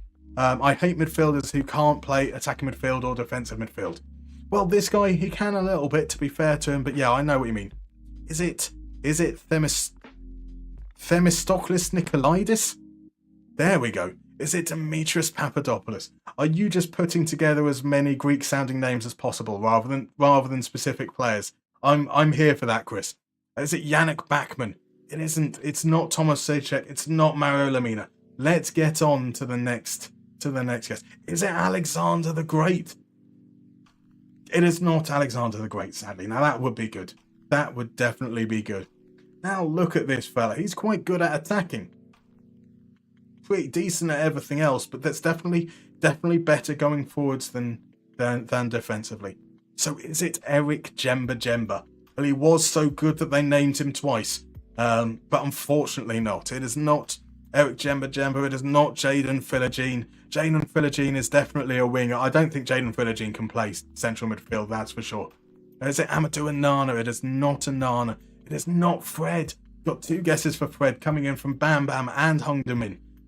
It's not Xiao Gomes. It's not Guimaraes either, or Rice. It's Alslani. It's McTominay. We've got from Koku's Melch as well. We've got Hung Min has gone for Renato Sanchez. Chris Norton Walker has gone with Zissis Frisas. Oh, I love Zissis Frisas. Zissis Frisas. Perugia era Zissis Frisas. Quality player. It isn't Zissis Frisas, obviously. Frisas was a striker who could kind of play out on the wings. But a player I love. So RJ is pointing out that it was just a 3-star rating. That is worth keeping in mind. That is definitely worth keeping in mind. Because it's not Mount. It's not Vasilius Santos. And that's pronounced Santos, by the way, not Siatis. Shockingly. Is it Sifu Mbule? Oh, interesting. It is not. They're all players from the Euro 2000 winning campaign. They are indeed. So when are we going to get to... Who haven't you mentioned from that? Did you say Zacharakis? You've definitely said Bassinas, Michalis Kapsis, maybe. Kapsis would be fun. Now the guesses are coming in. Now we've revealed that it's Serie A. It's not Verratti. It's not João Neves. It's not João Gomes. It's not McKennie. It's not Hakan Çalhanoğlu. It's not Reinders. It's not McKennie. It's not Reinders. Not Zielinski. Not Sensi. Not Perlo. Not Nicolas Dominguez. Not Lobotka. Definitely not Angelos Bassinas. It isn't Coop Miners. We have gone through pretty much every Serie A midfielder. I feel like this might be the one that seems a little bit unfair now. It's not Nicola Barella. That was the first guess I think we had in. And it's not Friendrup either. This is what he looks like. He likes to get forward whenever possible. He likes to run with ball often. He likes to move into channels. It's not Scalvini. It's not Milenkovic Savic. It is. Yet again, Hung Min has been pipped to the post. Balkan FM is correct. It is indeed David Fratesi. You guys managed to name every other Inter midfielder. I feel genuinely bad. And then Balkan comes in with the Fratesi, only for Hung Min to follow up just seconds later. And finally, Chris Norton Walker comes in with Takis Fissas. Well done indeed. Fratesi is a great player. I really enjoyed having him on Sassuolo a couple of times ago. RJ says, okay, I stopped the DeMarco meme. It is yet another Inter player. It is. It's almost like we're teasing you. Almost. Forgot about him. Never heard of him, says FM Console. Fratesi is a quality player. Did he make his debut against England for Italy? Did he make his debut in that same... Scamacca made his debut against England, and I think Fratesi might have made his debut in the same game, but don't quote me on that one. Who the fuck is that guy, says Hank. David Fratesi is a central midfielder for Inter. He's a very good player. He gets forward a lot, tries to score. Blue Neri noob, indeed. Was it Fanis Katerianicus? It was not Fanis Katerianicus. Absolute carry of Sassuolo. He really was. Next time it'll be DeMarco. Next time it might be. Blue Neri is a fake team anyway. The Fratellis. The Fratellis, yes. Shout out Greek keeper Nikopolidis. Well, Chris Norton Walker hasn't guessed Nikopolidis yet. Thank you.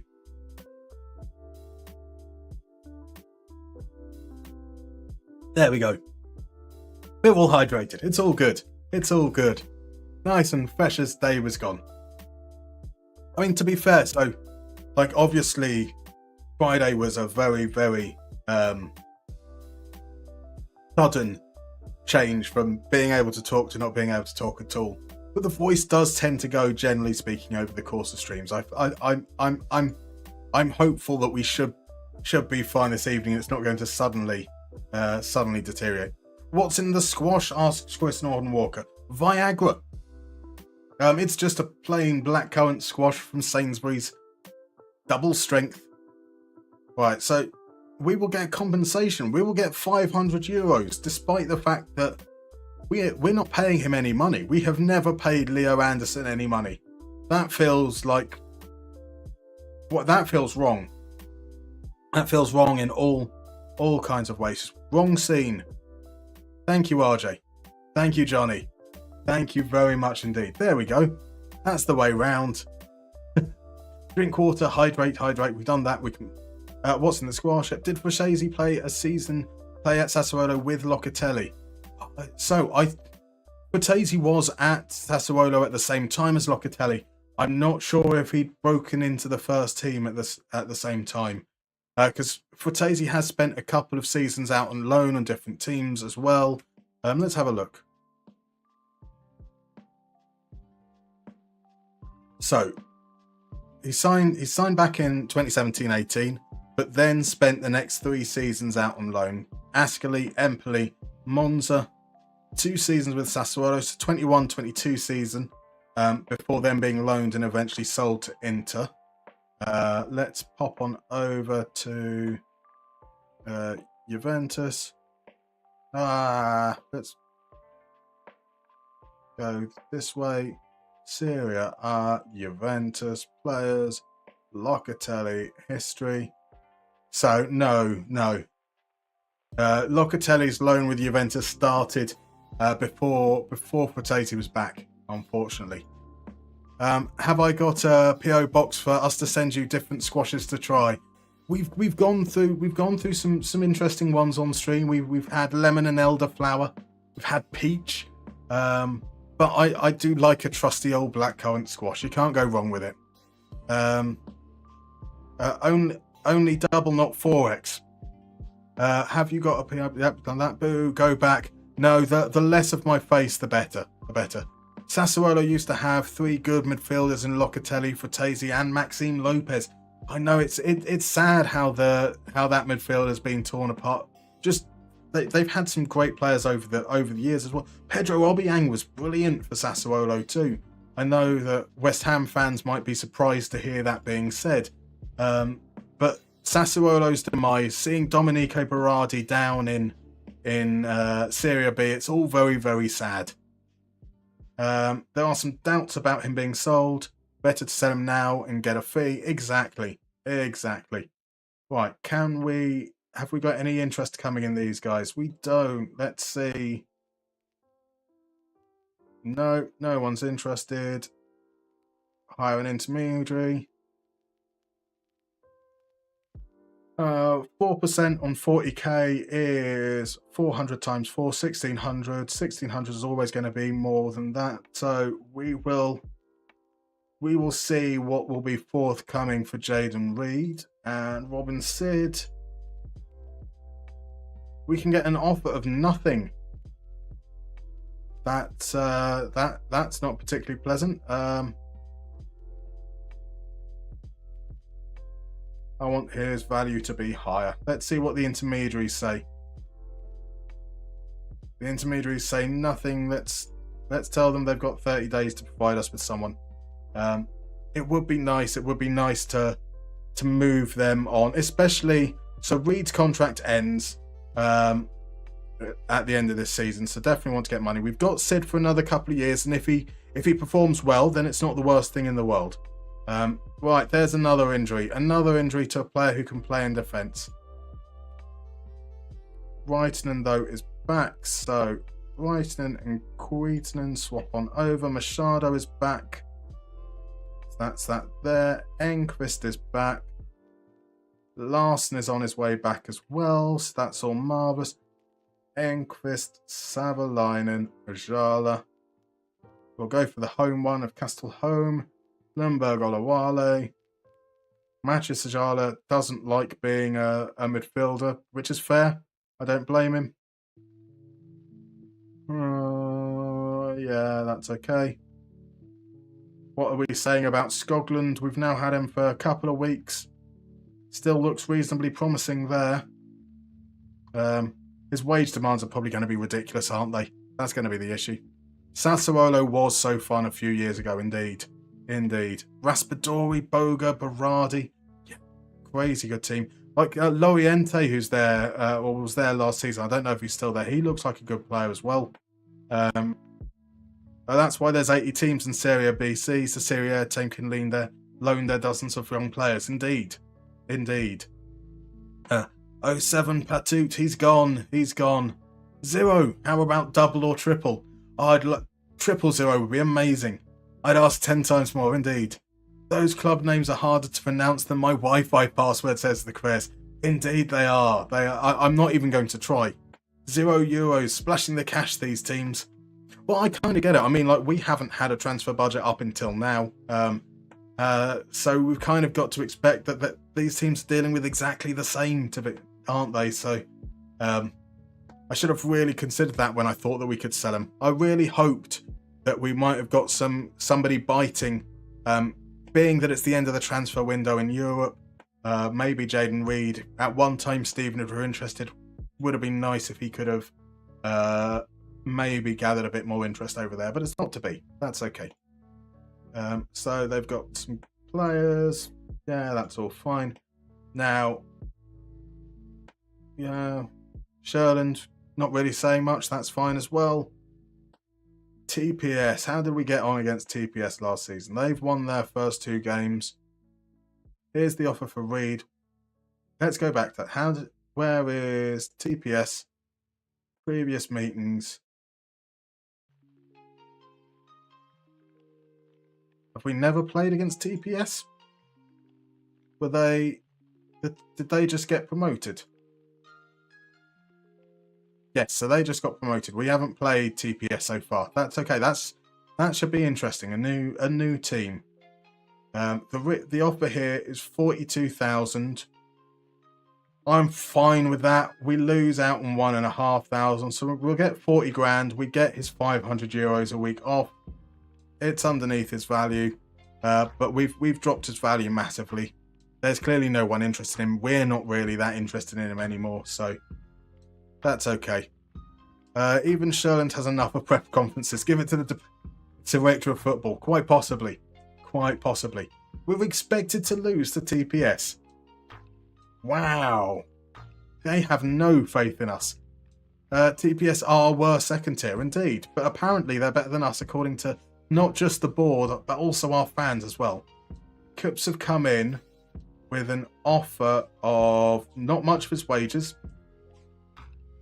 A mandatory future fee of 63k is not too bad. 63k I think I'm okay with. Intermediary fee of only €220. €220 isn't 8% of 33k. Is it? Oh, it is. It is, because it doesn't seem to be including the instalments part of it. That's interesting. So if we lock these in. Now,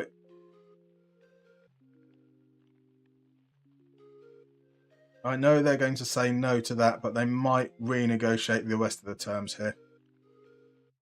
So they've gone up to 50% there. They've removed the clauses. Didn't I just lock the clauses? Did I not? Last negotiation.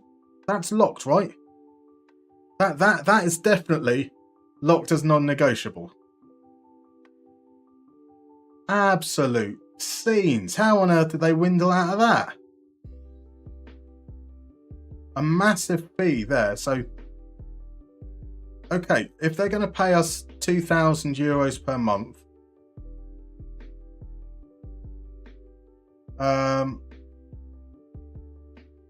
so he earns 675. That's 2,600 €2,600 a month. So if they're paying 2,200 plus 800, they're paying 3,000 a month. They're paying more than his overall wage package, which I'm fine with. However, they're not getting him on the cheap.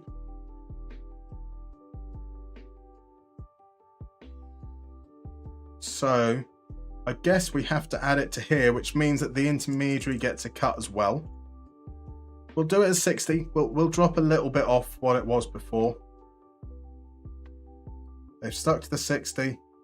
Now they've dropped this back down. Oh, this is just playing silly buggers, isn't it now? Come on, guys. I say 80, and if you're giving me 60, come on, just be reasonable. 80 and 70. No, okay. Robin Sid stays. Oh, we met them in a number of areas there. After they cheekily removed some locked clauses, like the skullduggery filled Finnish bastards that they are. Shenanigans indeed, Adam. Absolute shenanigans. I guess they can remove it if it's locked. The locks don't work on loans for some reason, says Catch22. Well, I learn something new every day. Locked on your side, but they have a key. Does seem like it. 8k more though. So, like, the deal was eventually kind of okay, but I feel like they were taking us for a ride. I just got a sick youth intake on my Moneyball save. Praise the Lord. There we go, Hank. You gotta love having a good youth intake. Like I don't even want like an amazing youth intake. I'm just happy with like one player who might make it. That'll do it. Give me one Slayman every 3 or 4 years, an unambitious, undersized, target forwardy kind of player, and I'm happy, and I'm more than happy. FMFC, negotiating contracts is stressful but rewarding when you end up bagging a solid bargain. Absolutely. Agent fees equals always in the bin. To be clear, I think the locks do work on the wages, but not any of the add-on stuff. It does appear that way. One time I made a player fire his agent. It was fun. That does feel good, to be fair. That does feel good. Right, okay. So we're about to head into this game. We've got a reasonable number of injuries. Lofgren, we're not going to force him back into the lineup yet. Going to see how Skoglund gets on as a substitute. Jimmy Slayman is going to be our hero. We do have ads about to start in a couple of minutes. So what I'm going to do is I'm going to bring them forwards so that we can come back off the break and go straight into the game without the game being interrupted. And that will remind me to get my drink refilled and make sure that we stay hydrated. So I will see you guys in approximately 3 minutes or so. Or we will once I've found the button to press. There we go.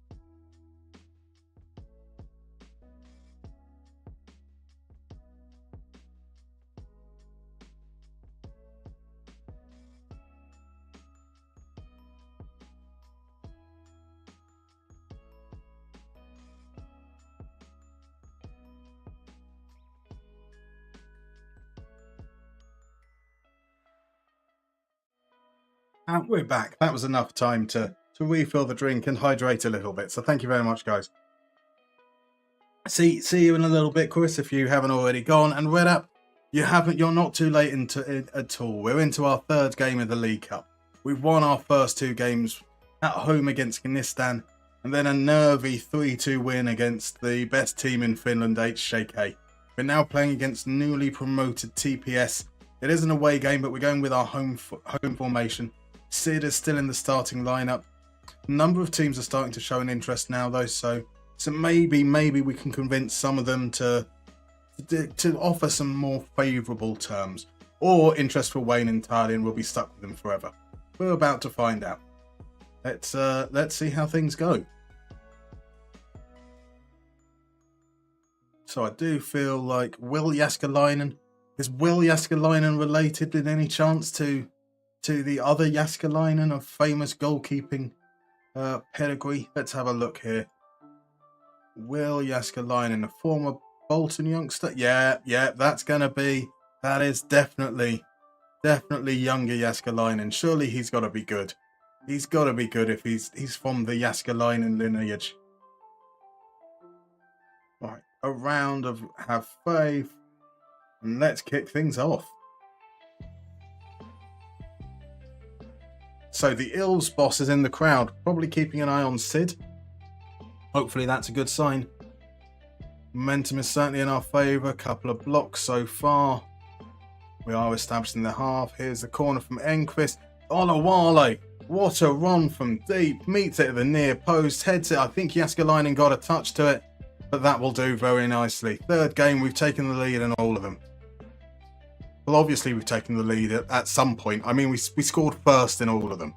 That's what I'm going for. Let's send some of those goals. There we go. Another corner. 2 minutes passed since the first one. Enquist whips it in again. This time Lundberg is beaten at the near post. It comes back out, but Enquist is in so much space. Feeds it to Olawale. How did he send that over? How did he send that over from there? We are positively camped in their half right now. 7 shots, 2 on target, 0.89 XG, but here's TPS with a chance. Throw in Romberg, back to Hagström. Hagström sends it in deep. Kuitunen gets it clear, but Bostrom able to find space down on the left. Back to Wendin, Thomason, Romberg at the far post, Enquist gets it clear. Hagström again. Good tackle from Lundberg. Manages just to hold him up for a bit. They've got players free on the edge of the box. Bostrom takes aim, it's deflected, it finds its way to Romberg, and that's 1-1.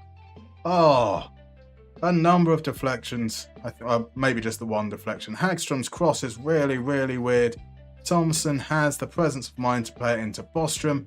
Deflection, though, falls perfectly into Romberg's path. Weekenden could do absolutely nothing about that whatsoever. So it is Yusi-san. The drawings of the players are an amazing idea, by the way. Tell very much. It made sense to...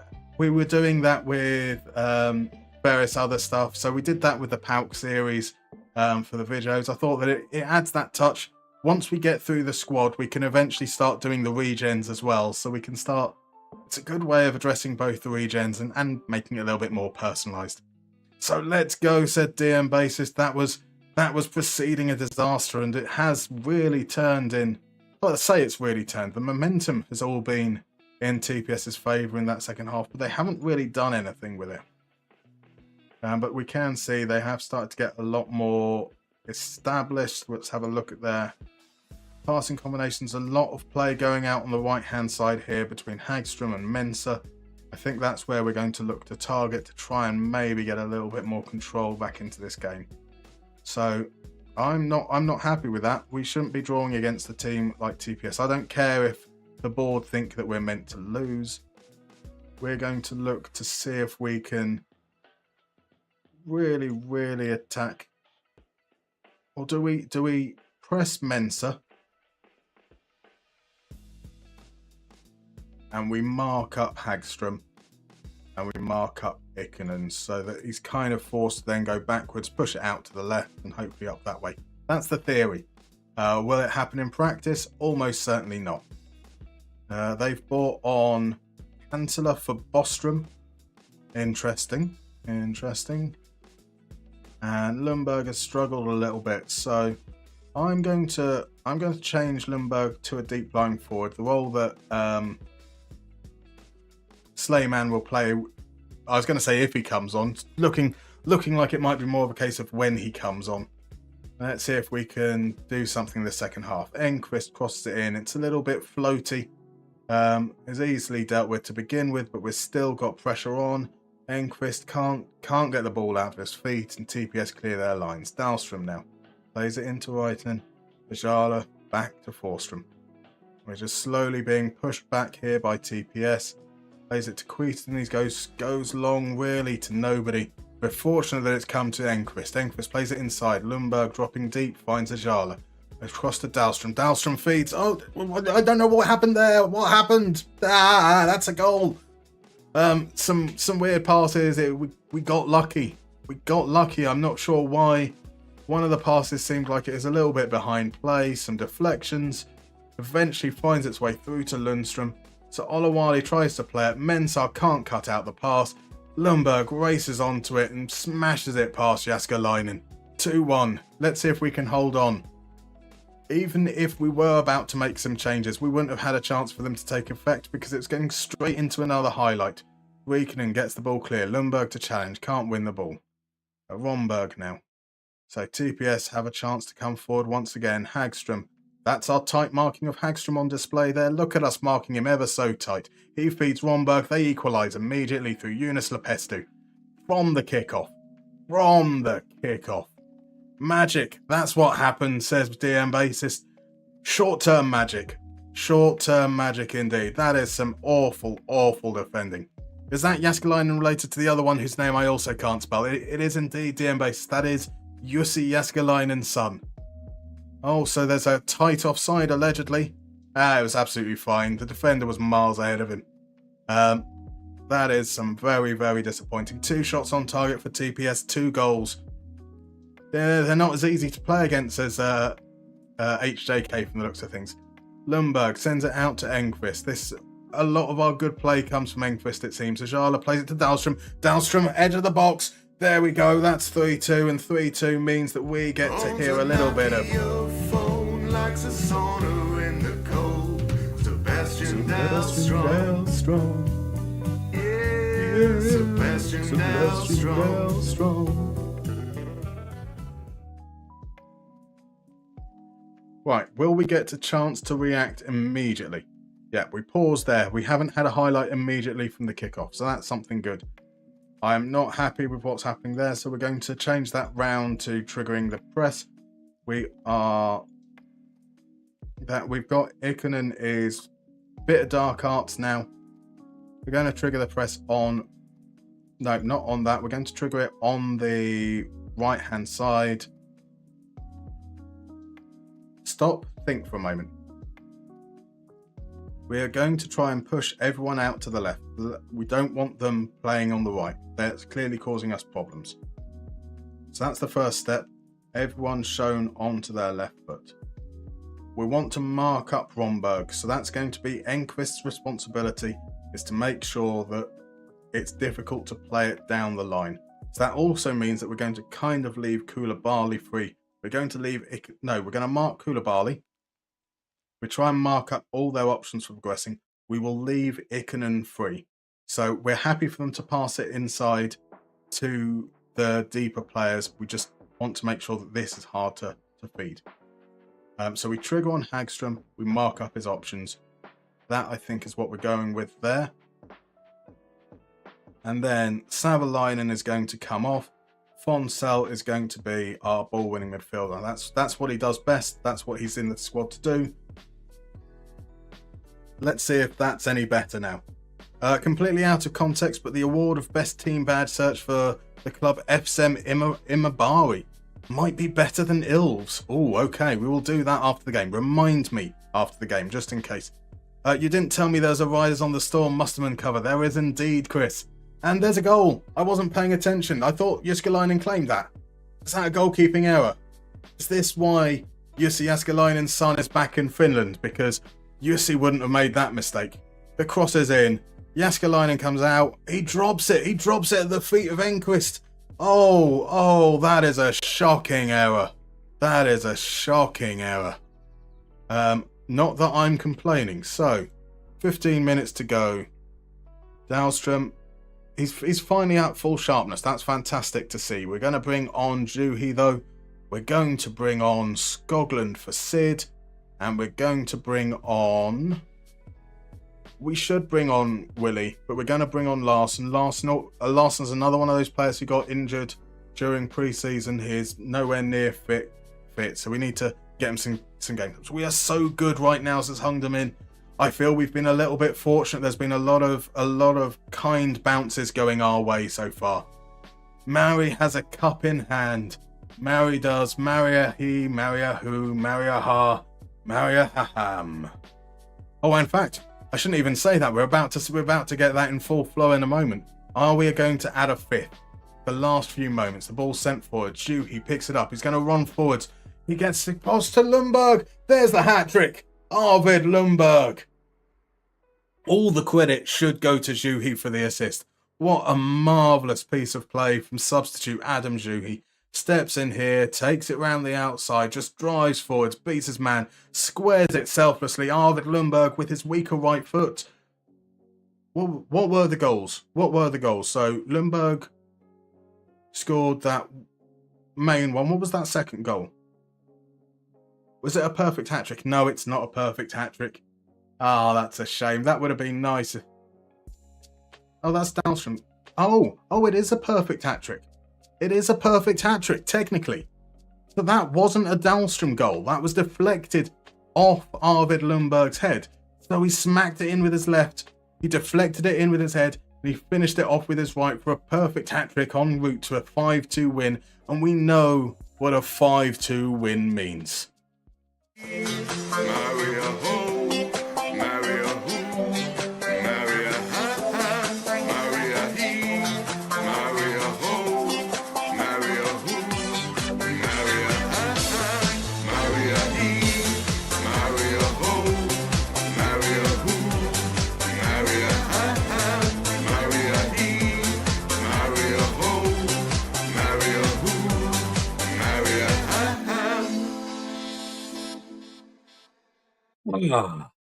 Get in, that will do nicely.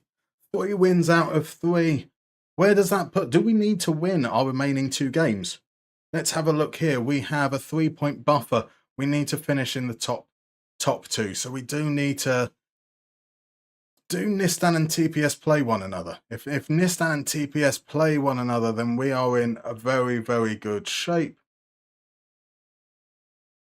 They do indeed. Their next game, in fact, is against one another. So, if that happens... No, not the Vickers Liga. If that happens, maybe both teams end up on 7 points, or maybe one of them stays on 6. Ekinas could get to 7 points, realistically. So what we're looking at is maybe 2 draws, I think, gets us through. 1 win gets us through. We could well be able to wrap up qualification before the final game of the group stage, which would be really nice for us to maybe get a couple of those other... couple of those fringe players a bit of game time. Lundberg, they do indeed. Yes, Leicester type of season coming. We're already established, like our crawl at the end of last season to get us up to 4th place. We're already we're the big boys already, I reckon. There we go. Jaden Reed is sold for €42,500. Probably a long way beneath his value, but it's something. It's something we weren't going to get otherwise. They have given €637 to Man United, €425 each to Swansea, Birmingham and Portsmouth. A little bit of money to the intermediary as well. They got 4%. I'm not going to talk to the media. Deal with it. I don't like you. Who are you? Pasi Karjalainen. See, it's not particularly impressed with me as a manager. Why would I want to talk to you? So that brings our transfer budget up to 72,000. It gives us a wage budget of 1.4k. Now, Skoglund has come on. He's played 24 minutes, and in that time, I haven't seen him really being involved in a highlight. We do still have Robin Sid on the books, of which Ilves are one of the teams looking at him. But before I want to spend any of that wage money on those players, I want to look at Olawale. He wanted quite a bit of money from what I remember. So let's have a look here. 1.5K is definitely not the one. So he is currently on 475. I very strongly doubt we'll be able to get him down. Like, I'd quite happily pay, say, 975. So let's say 900 to begin with. Like, I don't mind giving the agent 5 weeks' wages. For that, loyalty bonus can go up. We've got quite a bit there. Bonuses, fine. A minimum fee release clause. Look, I'd be delighted if we could get 400k for any players. Let's see what happens there. And absolutely no wiggle room whatsoever. So here's where we lock things up. We've got no patience. I have a feeling this is going to break down pretty early. Okay, they haven't rejected it completely. Big bonuses for 5 goals. A 5-goal bonus. You're pretty much going to get that straight away. Jesus. Just add that onto your loyalty bonus. Right. A minimum fee wage rise. A yearly wage rise. Absolutely not. Sell on fee, I don't mind too much. If you're willing to stick around, that's fine. Yeah, we'll drop that to 300. That can be 200. That can be 150. We don't keep clean sheets, so yeah, have a bit more of a clean sheet bonus. International cap. Like, I don't think he's going to get an international cap for Gabon. So there you go. You can have a big load there. Oh, I did that. That sounded that no. I didn't say that. I didn't say that at all. That's weird. Yeah. If you score 10 goals in a 22-game season, that's fine. You can get more than that, in fact. Unused sub at 100. That's okay. Do they speak Swedish in Valor FC? We don't know. It doesn't matter who does what because we're going to win fucking everything. We are. Shoulders.exe stopped working. No. I kind of hate that about FM. Yeah, indeed. Chaser 2K6, good evening, sir. How are you doing? I hope you're well. Welcome on in. Agent fee 4.9. I'm fine with that. So I'm happy to push the loyalty bonus up. I'm happy to push the agent fee up as well. We're locking pretty much everything now. Sell on fee of 10%. So if we're saying we sell him for 400k, we'll get 360k minus anything else. That's pretty good for us. There are some big bonuses, but that would be a pay rise of 500 euros a week compared to the 1,000 euros a week he was looking for, and he has been worth it. But he's not interested. Fair enough. We conceded a lot there, I think. Just arrived now, still on transfer window, Mr. Tuna Fish asks. Well, the transfer window is still open, but we are 3 games into the LiigaCup, where we have won 3-1 against Ghanistan. We've won 3-2 against HJK and just won 5-2 away against TPS. Our next game is a home game against Ekinas. If we win that, we're through to the semi-finals. We have sold some players. We have sold Emmanuel Patut. We have sold Jaden Reed. We would like to, if possible, use some of that money to sort out our other positions. Actually, yep. So, who are the other players that we had contract needs for? Sebastian Dahlstrom. He wants between 1.3 and 1.6. So let's see what they say here. He's still wanting that. 1.3 is just doubling his wages. So let's try at 900.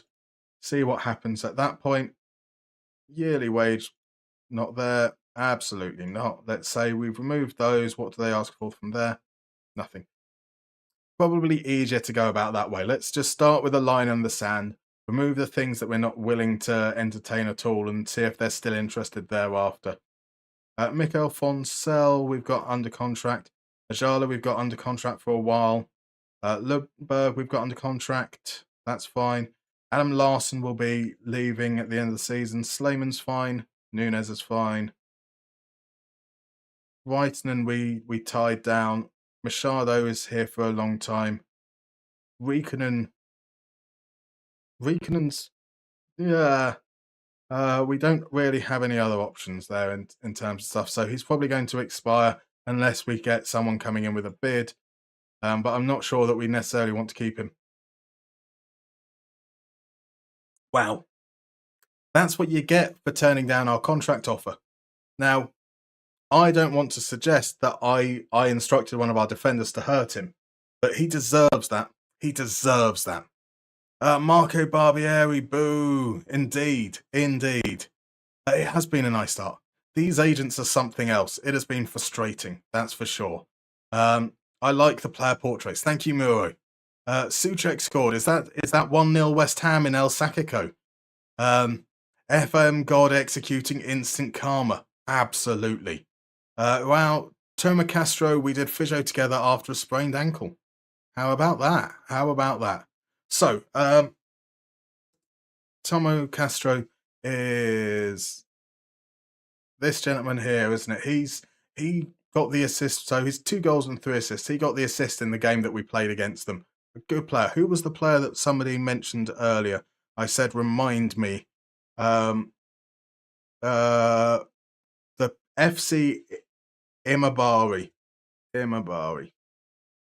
Let's have a look here. So in the J3 League, oh, that is an interesting logo, isn't it? So that is lots of wavy lines and an anchor with a little crest. That is quite a cool little logo. I still think I prefer Ilves personally, but that is quite a nice little logo there. Ease off tackles is in. Good evening, sir. How are you feeling after yesterday? Vets are committing daylight robbery. Spent all my Christmas money on an X-ray for my cat after they said he needed it. Nothing came back obvious, so they just said, right, don't let him out. Gave me some painkillers for him and called it £950. Thieving bastards. Oh, that is awful, man. Oh, I'm so sorry to hear that. I mean, there has to be some peace of mind, I guess, from knowing that he's okay, but yeah, that doesn't feel particularly good when you're also a grand lighter off as a result. Oh, that sucks. I'm so sorry, dude. DM Basis says we're about £40 a month now for pet insurance. It's mental. That's £500 a year, potentially for absolutely nothing whatsoever. Crazy. I swear pet insurance should be cheaper and more available. Absolutely. Just loan a young English goalkeeper so Riikkonen can start his season. Quite possibly. That does need to be the route. We can look at goalkeepers actually, so that's fair. 70,000 euros. 70,000 euros is better than what we were offered previously. Right. So previously offered 63,500 euros. They're offering us 6,500 euros more. He earns 2,600 euros per month over 12 months. That is 26 plus 5. That's 32k a year that he earns. So an extra 7k means that we need to see a lot more. Oh, future fee upon winning the Liiga. It's not even mandatory. Bugger off. Right. Let's just do this straight out. 60k. Suggest terms. No. Cool. Let's not even waste time trying to work out with that joker there. Just loan a young. Yep, sorry, did that. El Sacico, love it. It is neat. It's a classic Souček header. Ah, that's a different logo, is it, Red App? Ah, okay. Are you in the Discord, Red App? You could send an image of it over there. That'll be cool. Have I got that set up? I have got that set up. Well, hey, look at me with my commands. I almost know what I'm doing. I really, really don't. I do like Renat's logo.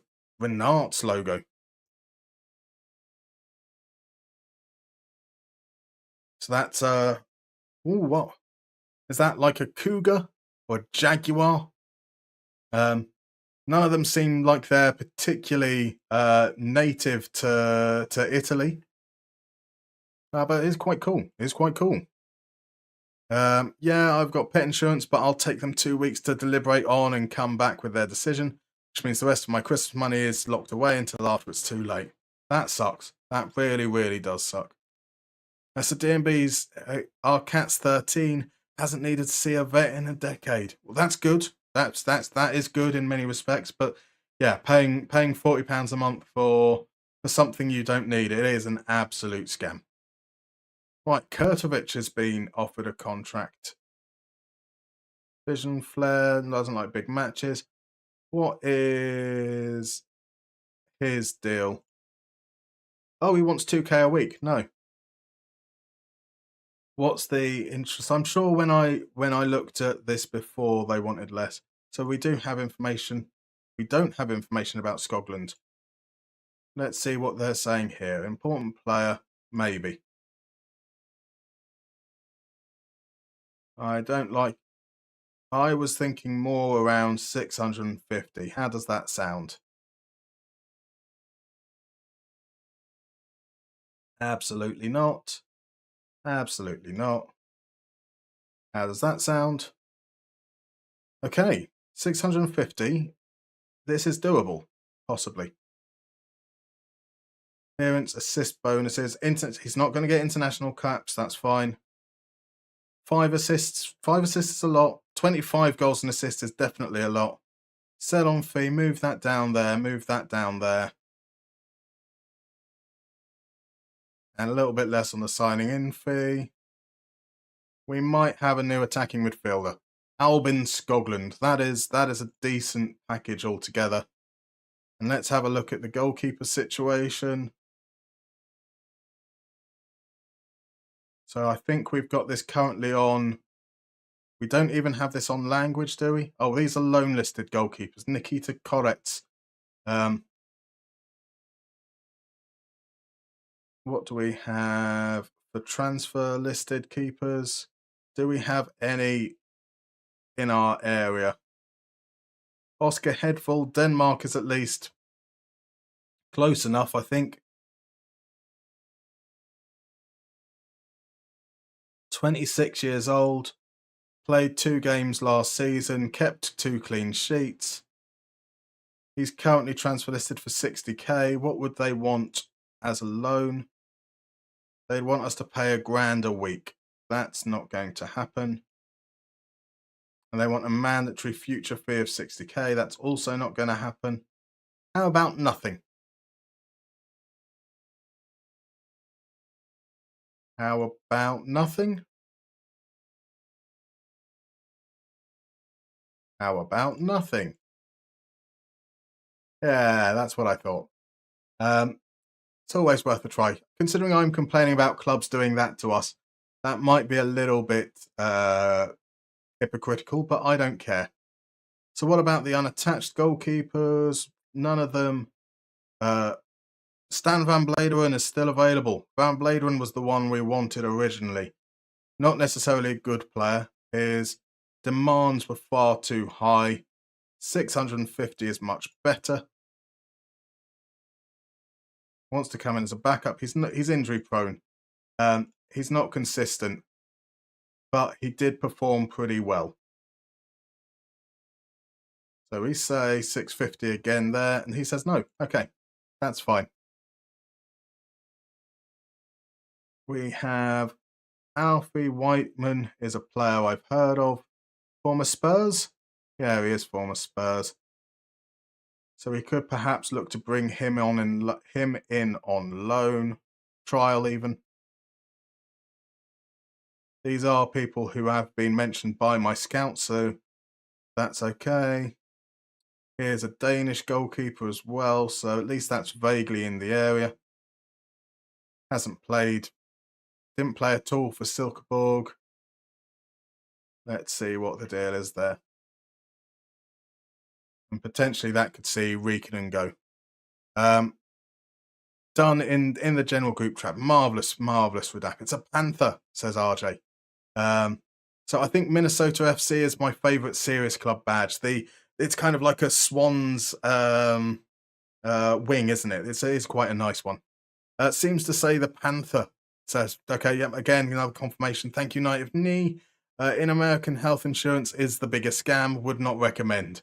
Yeah, I mean, you say that it does feel like there is a concerted effort from a number of people in England to move towards a more American model with our healthcare, which is scary and truly, truly awful if it ever happens. I live in the States and I'm going to be a doctor next year. Social work is so underrated in hospitals because they find ways to get people the most they can with whatever crap insurance they have. That's a key thing, isn't it? Like, especially people who are suffering and really, really struggling, just having that level of support when essentially they get told by various people in offices, sorry, you're going to have to pay every single penny of this service, and it's going to cost you every bit of money you've ever saved for the last 40 years and probably bankrupt you for the future thereafter as well. Yeah, pretty disheartening. Lestry is here. Morning all. Just throwing this in here when I watch the rest of the VOD later. Glad to hear your voice is still going. We've made it 2.5 hours in without it collapsing yet, which is good. I think like the glands have stopped. They're not swollen anymore, which is quite nice. So I feel like we should be good for the rest of the evening. By the way, Frangial, thank you very much for the follow. I hope you're doing well. Do let us know if you're comfortable. Do let us know in the chat who you support, who you're playing FM with. We'd love to hear from you. But there is zero obligation. No, we're not going to follow up on that there. RJ, you want 1k? I give you a whole nothing. Happy. I think that's a decent deal. I think that's quite fair. Right, so Scotland is in. Let's see if we're going to... Let's try one more time. Let's just offer him out at 60k. See if we get any bites there at all. So insurance needs a one-size-fits-all system. I'm paying 60 quid a month for 2 cats. I don't even have the security of knowing that I'll get my money back, even though I've probably given them close to £2,000. Exactly. It's just not on. It's just not fair whatsoever. Welcome him, please, Dahlstrom.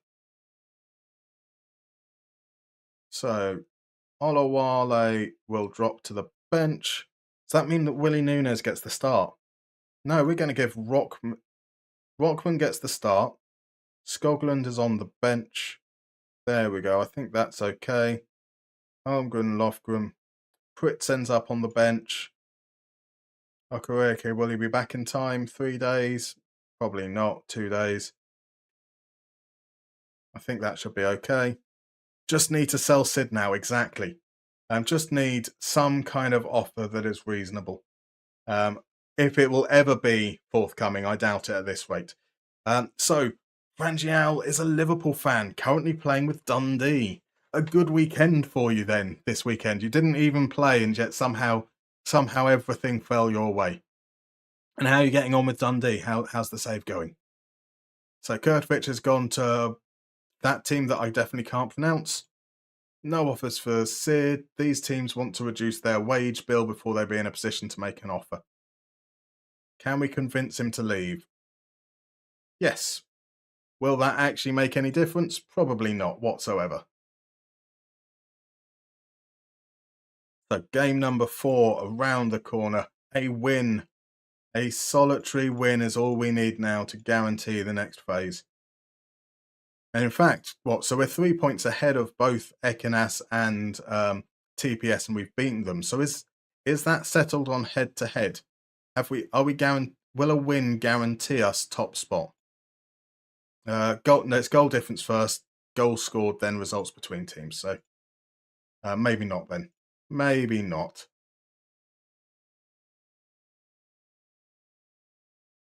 Yay, the board have some faith in us this time. That's something at least. Our young, gentle giant of a centre-back has now got a full-time contract. So that should be good. What does that do to our wage budget? We have €27 a week. There we go, €27 a week. Spare. We are so rich. Right. So Olawale could play. Well, he can definitely play. He could start. I don't like the idea of us not starting Olawale, but we'll just need to be mindful that we need to bring him off around the hour mark. And that might actually be better, because then Larson can come on and get some more game time.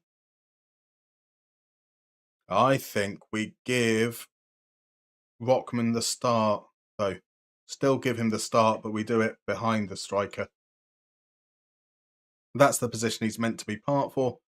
So, is Adam, are you still in, sir? How upset are you going to be if I give a backup goalkeeper the number 10? It's happened. It has happened. We have a striker with a number 2, a backup goalkeeper with a number 10.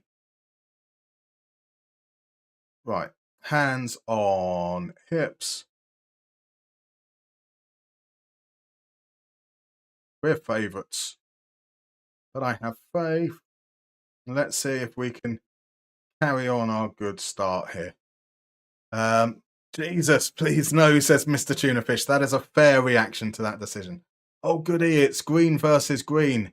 Here's Rockman. We're playing in green and white against the team playing in green and white. This will not get confusing whatsoever. As we send it forward, Olawale, can he get there first? He can't. Lie who claims. Wonderful, wonderful goalkeeping there. Read the ball over the top, managed to nip in just before Olawale. Now here's a chance for Ekenas from deep. Maldonado inside to Lindholm. Lindholm, can he play it down the line? He can't, but Fofana has got the ball now. Back to Mohammed. Fofana plays it through, Wrighton and reads it beautifully. Rockman, though, gets caught in possession. Fagerstrom out to Efimov. Efimov takes a shot from distance. Riikonen lets that through. Oh, Riikonen. Riikonen, my man.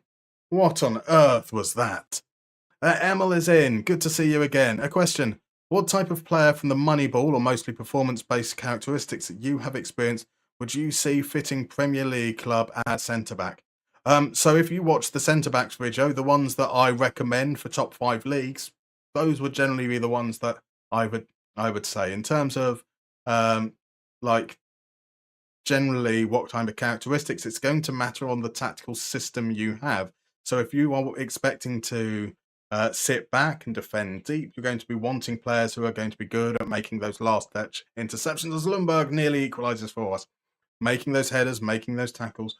Whereas someone in a team who's going to be more ball dominant, you're going to want to prioritise more of the way that they retain possession and their ability to progress between the lines. There isn't, and there never is, a single answer for a question like that. 8 shots so far, only the 1 on target. This is disappointing so far. Compared to their 1 shot with 0.01 XG, this has been a bit of an FMing so far. And I think there's only one way we can react, really. I want a much better display, but Riikonen is coming off. Jacob Pritz is coming on. He's going to be... It's got a simple aim there. He's got to be less of a Pritz than Riikonen. So, DM basis, I think Adam left a while ago. I do indeed as well, but I'll make sure that he knows.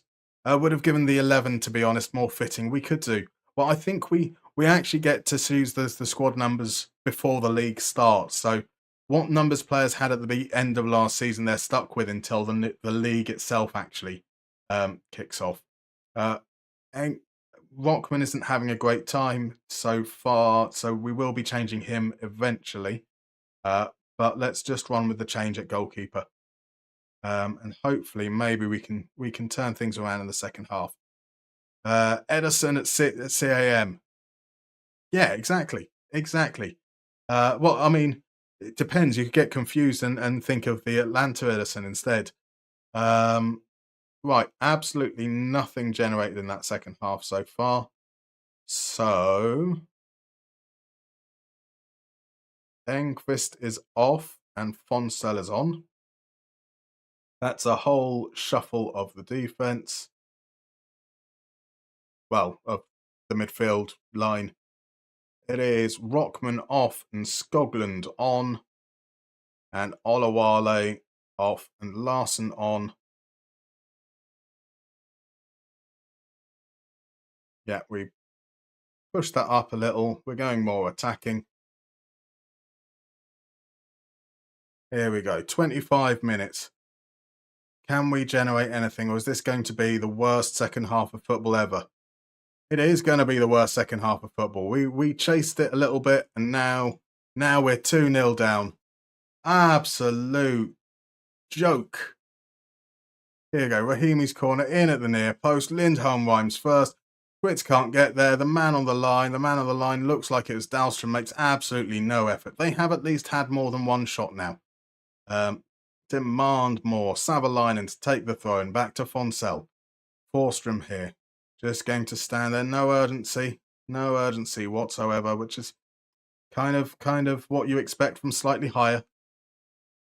Sends it forwards. Queeton gets the header in. Ajala now out on the right. Can he swing the ball in? Eventually he does. Skoglund can't get there. Savalainen sends it in a second time. Larson can't get there. And it's just a load of head tennis. And eventually Larson, from yards out, manages to head over. At least we finally had some chances in the second half. Here comes the final change. The final change is going to have to be Jimmy Slayman. We're changing you to a shadow striker. We're changing you to a volante. In fact, we're changing you guys to what seems like a less attacking role. But you're going to be higher up. You're going to go on attack. No. So defensive midfield, we'll swap that over. So the volante's here. Defensive midfield on that side. The volante attacking the delete flying forward side.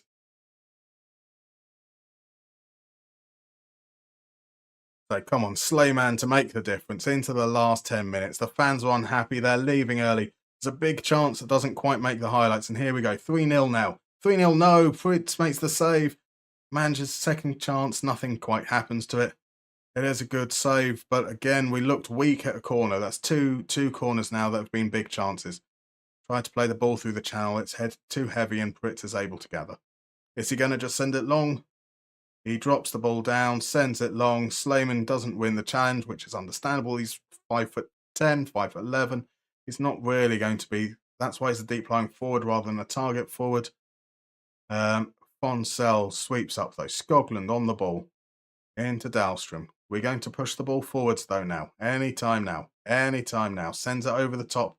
Not really going there. Ajala. Now we can get a goal back here, but the cross is deflecting. It's behind for a corner. Just doesn't feel like we have the urgency. Fonsell is going to be the man taking the corner. He swings it in at the near post. Queeton gets there. It's a story of near post headers. And unfortunately, we haven't had the better of it. That is a disappointing result. A truly, truly disappointing result. So any Man United supporter just got PTSD. That is fair. That was a shocking, shocking error. Emil is assembling a team of 190 plus dudes. Want to have 20 plus goals from set pieces. Fair enough. I'm more upset for Riikonen. Don't be upset for Riikonen. There is no excuse for that whatsoever. The coach is pissed, understandably. Dahlstrom equals Regista, says Hungdamin. Dahlstrom does not equal Regista. He's been really, really good for us as just a plain defence midfielder on support.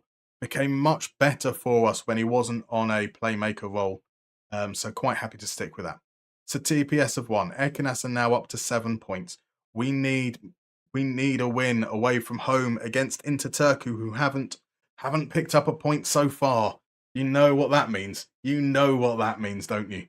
So there we go. Pritz did make some saves. So that is something. At least he parried one shot. There we go. The goalkeeping issue may persist a little while more. Let's see there. So I thought we scored. Oh my days, I'm blind, says Balkan FM. Like green and white versus white and green is particularly unfair. Particularly unfair for any fan to follow what was going on. Willie Nunes needs to go in to bang goals on top of his daily hobby of banging chicks, says Mr. Tuna.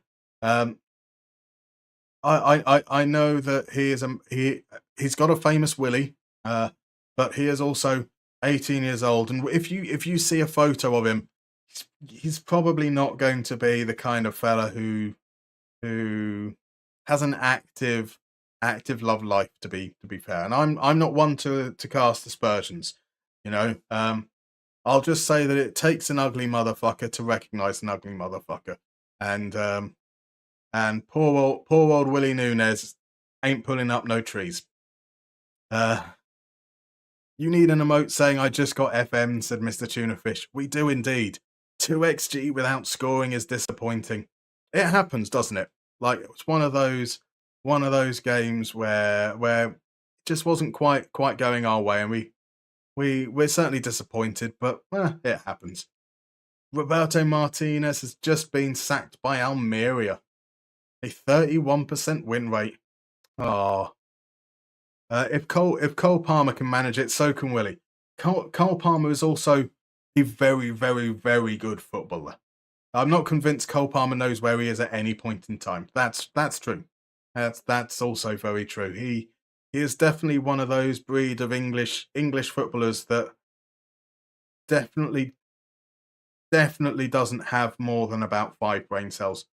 But those that he does have, he uses for football, and he's very good at it. Oh, we've got some time off between the last game. Right, so if we've got time off between the last game, we want to put a friendly in here. We want to invite people to come to us. We do want to invite people to come to us, but we won't. But we won't play a big team because then we'll probably lose, and I'd like a little bit of a morale boost as well. Even if it means we've got to catch a ferry and head across to the mainland. What? Cole Palmer. Exactly. Martinez didn't fail upward in your save, it seems. I think he's run out of teams to be able to fail upwards too. Bless him. He's just managed to burn so many bridges eventually. Right, so who are the players that we want to feature in this game? We want Fritz. We want to get Machado back up to some fitness. So that will be that there. Fonsel as well. Juhi to play. Keep on giving Rockman some time. Larsson's chance to get back into game time. Yeah, Skoglund to start. Rockman can come off the bench. The regular starters won't be in the team. We just want the fringe players to come on as substitutes. So that's these guys there, not Ajala. That's 7 subs. That should be good. We'll instant result that. So there's no real need to see a friendly against a lower league team. By making sure that the only players on the subs are the guys that aren't regulars. That way we don't have to worry about the assistant manager deciding to make subs 20 minutes in and tire out our senior players unnecessarily. So Riikonen just destroyed his career with that howler. He did. He's gone. Well, as long as Pritz doesn't turn out to be rubbish. Who's Man United's backup keeper, by the way? Lord knows. We're only a little bit ahead. My U button isn't doing great, so it should surely be the same as Altai Bayindir is still the backup keeper. He can't get a place. Like as I said at the beginning as well, Onana has been really, really good this season. I know that he's made some high-profile errors in the past. I genuinely do feel sorry for him. It's an absolute. I don't know how he misread that whatsoever. It was a weird goal to concede. But that's no consolation. He still conceded it. So we lose a player to injury. Perfect. That's exactly what we want. So just to be clear, our starting lineup consisted of 2 starters, Kuitunen and Forsström, 3 starters in Savalainen, 4 in Enquist. Okay, we had quite a few starters out there. 36% of our starters were out there, and one of them gets injured. 3 weeks with a concussion. How absolutely frustrating. There's been a number of games now where the Trequartista has been absent. Let's go for an enganche. It's the last position we haven't tried yet. Well, you know what they will bring in winter. Indeed. Matthias Riikonen will be their new backup. Onana lacks consistency. I mean, yeah, I can get that a little bit, but he's also been consistently good this season. Apart from that one game, which is tragic, unfortunately. Alongside a player in every line, he triggers me when he has the ball. I love Onana with the ball. The way that he's willing to wait and bait the opposition out, kind of dare them. Yeah, I get it. It can be frustrating to watch. Now I see Emi Martinez do that on a weekly basis. I love it. I love it. I mean, I'd much rather the players are having a bit of fun with it. If we lose, we eventually lose. If we win, we win. It's great. If there's a crazy Argentinian gyrating his hips for saving a penalty, give me more of it. Inject that into my veins. So much fun.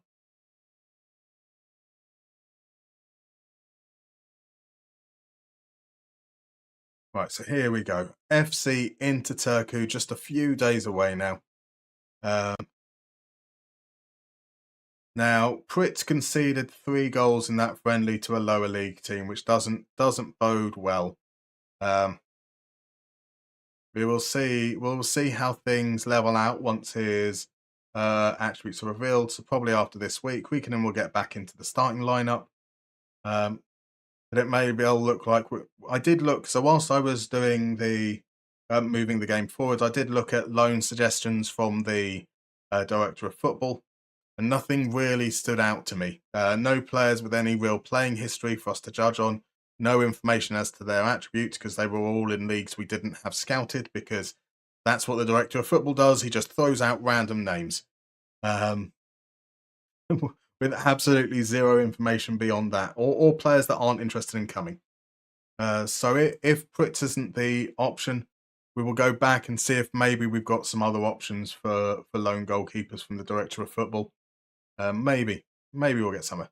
And another injury. We've only got 2 players injured at the moment. We've got a number of players that are short on match fitness because their pre-season has been disrupted. So our defence has to be Machado on the right, Wrighton in the centre, Queaton now is going to be on the left. We are looking at a midfield. We want Ajala, we want Dahlstrom, we want Fonsell, we want Enquist. Behind the striker, we are going to give Skoglund his game. Olawale, Lundberg, Fritz on the bench. So we have Akerake, Savalainen, Yuhi, Rockman, Nunes, Slayman, Sid, and Lofgren. That's going to be the team that gets us the win over Into Turku. Did Into Turku win their game? Are they up to fourth, did that just say? No, they didn't. They lost to HJK. So Into Turku have not picked up a single point in this competition. This is so going the way that we know it's going to go. I guess I prefer a 1 eccentricity goalkeeper, says RJ. That's fair. I like a little bit of craziness.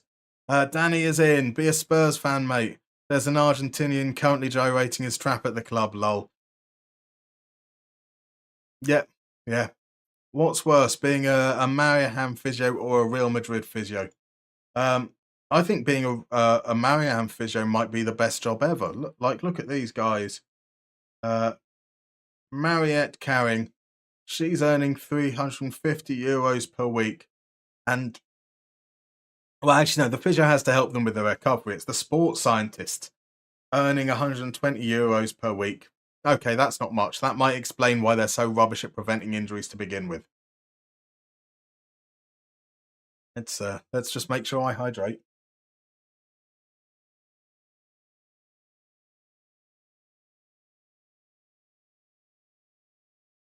So here we go. Into Turku.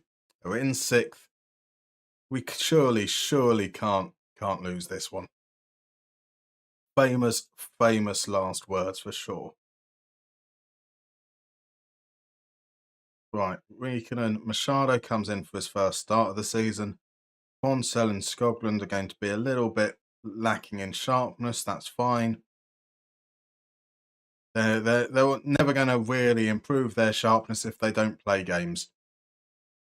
So, Pump Fist, the fans are really up for this match. No reaction whatsoever. Absolute joke. Come on, lads. Be proud. This is a big moment for us or something. I don't know. Still streaming. I am indeed, Quan. So, we won our first 3 games. We just needed to win our 4th game against Ekenas at home, and we lost 2-0. We were thoroughly FM'd in the first half. Maybe they deserved a win overall. They had less chances. They didn't necessarily deserve to win, but they took their chances. They were clinical. And in that respect, they deserve to get something out of the game. So we need to win this game to guarantee our place in the next round of the Cup. This is the last league game of the Cup. As Lundberg fires over in the early exchanges. That has been the only shot so far. The momentum appears to be in our favour. Once again, we're quite established there. Let's just fire up a little bit. We're not really creating much. That's 3 chances, all relatively low quality round. They all look to be about the same, around 0.07. Dahlstrom with a free kick, pushed away by Vyozhikori. It's a great save, to be fair. Right, corner this time by Dahlstrom. Sends it into the far post. Wrighton is beaten. Olawale able to gather. Olawale inside to Engqvist. Engqvist going to spread it back out wide. He's spotted Dahlstrom. Dahlstrom crosses it first time. Skoglund on his first full start for the club. Hits the upright. We're going to play it back out to Dahlstrom. Good. Can he whip it in again? Another dangerous ball.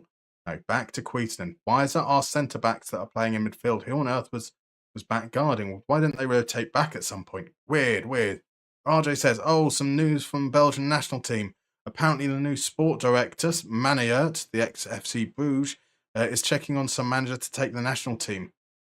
Possibly Prudhomme. Tedesco out. You must be happy with that news. Like Tedesco, Kekarainen is in. It's a penalty because that's what we do.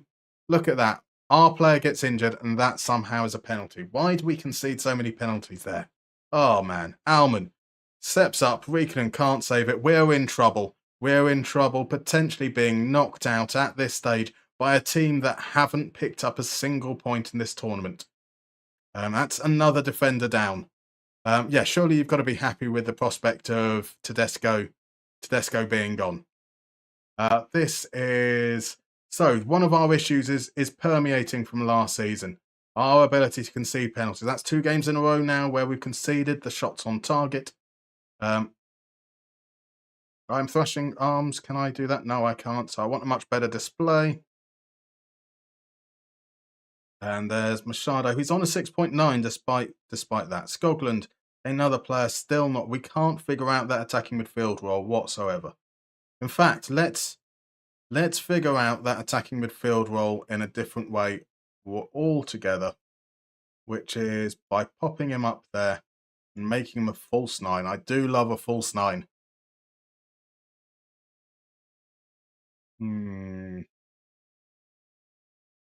So we can't really counter whilst we're behind. That kind of defeats the point. We can, though, look to cross it in a little bit more with Olawale 6 foot or 6'1". Lundberg's pretty decent in the air. Let's say some vaguely nice things, despite telling them I'm all unhappy. Maybe we can do that. So, no penalty, clean tackle, says Balkan. I agree with you. We have been robbed once again. Absolutely disgraceful. Why referees love giving penalties against us for good tackles, I don't know.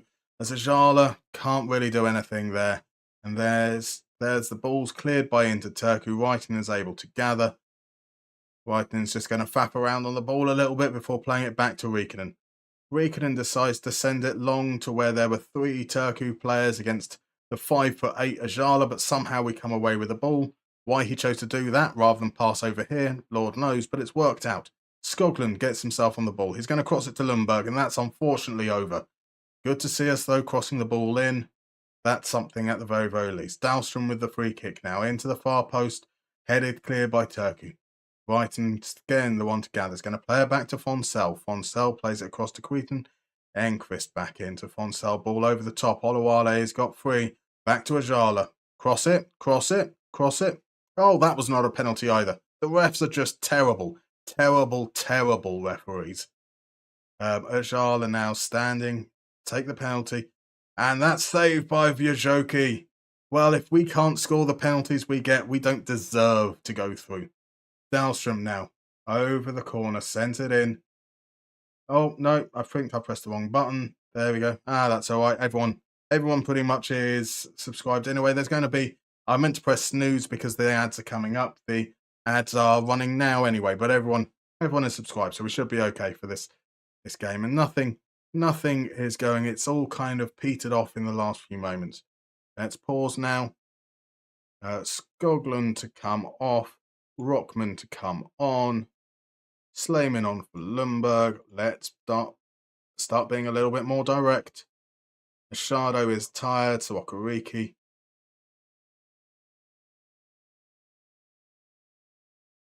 And we will fire up once more. We need to start creating chances. It's all kind of died the second half. Ever since the penalty, in fact. Nothing is happening.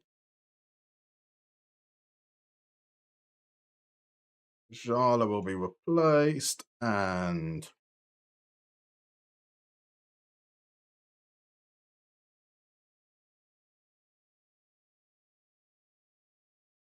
What side is the deep lying forwards? We're changing that around again.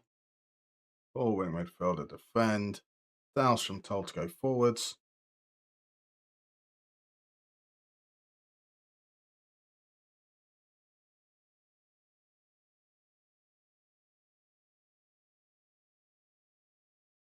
We are going to push up. We're going to try and chase them a little bit harder. Very much a case of the last few minutes. If we can, I'd rather we concede a second, but at least try and go for it. Can we create a chance here? Zhu, he plays it back to Okereke, all the way back to the keeper. Weakenham to Okereke. Can we play the ball? Look, there's players that had some space there, but instead we play it to their left back. Their left back where none of our players were at all. It's a poor pass, and here's a chance for Interturku to come away. Kouame plays it to Thiago Veiga.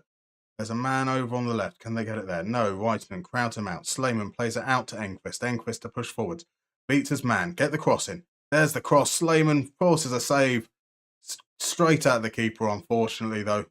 It was good to turn it over, but just not quite enough. As Ekenas have just pulled one back against TPS. It's 1-1 in their game.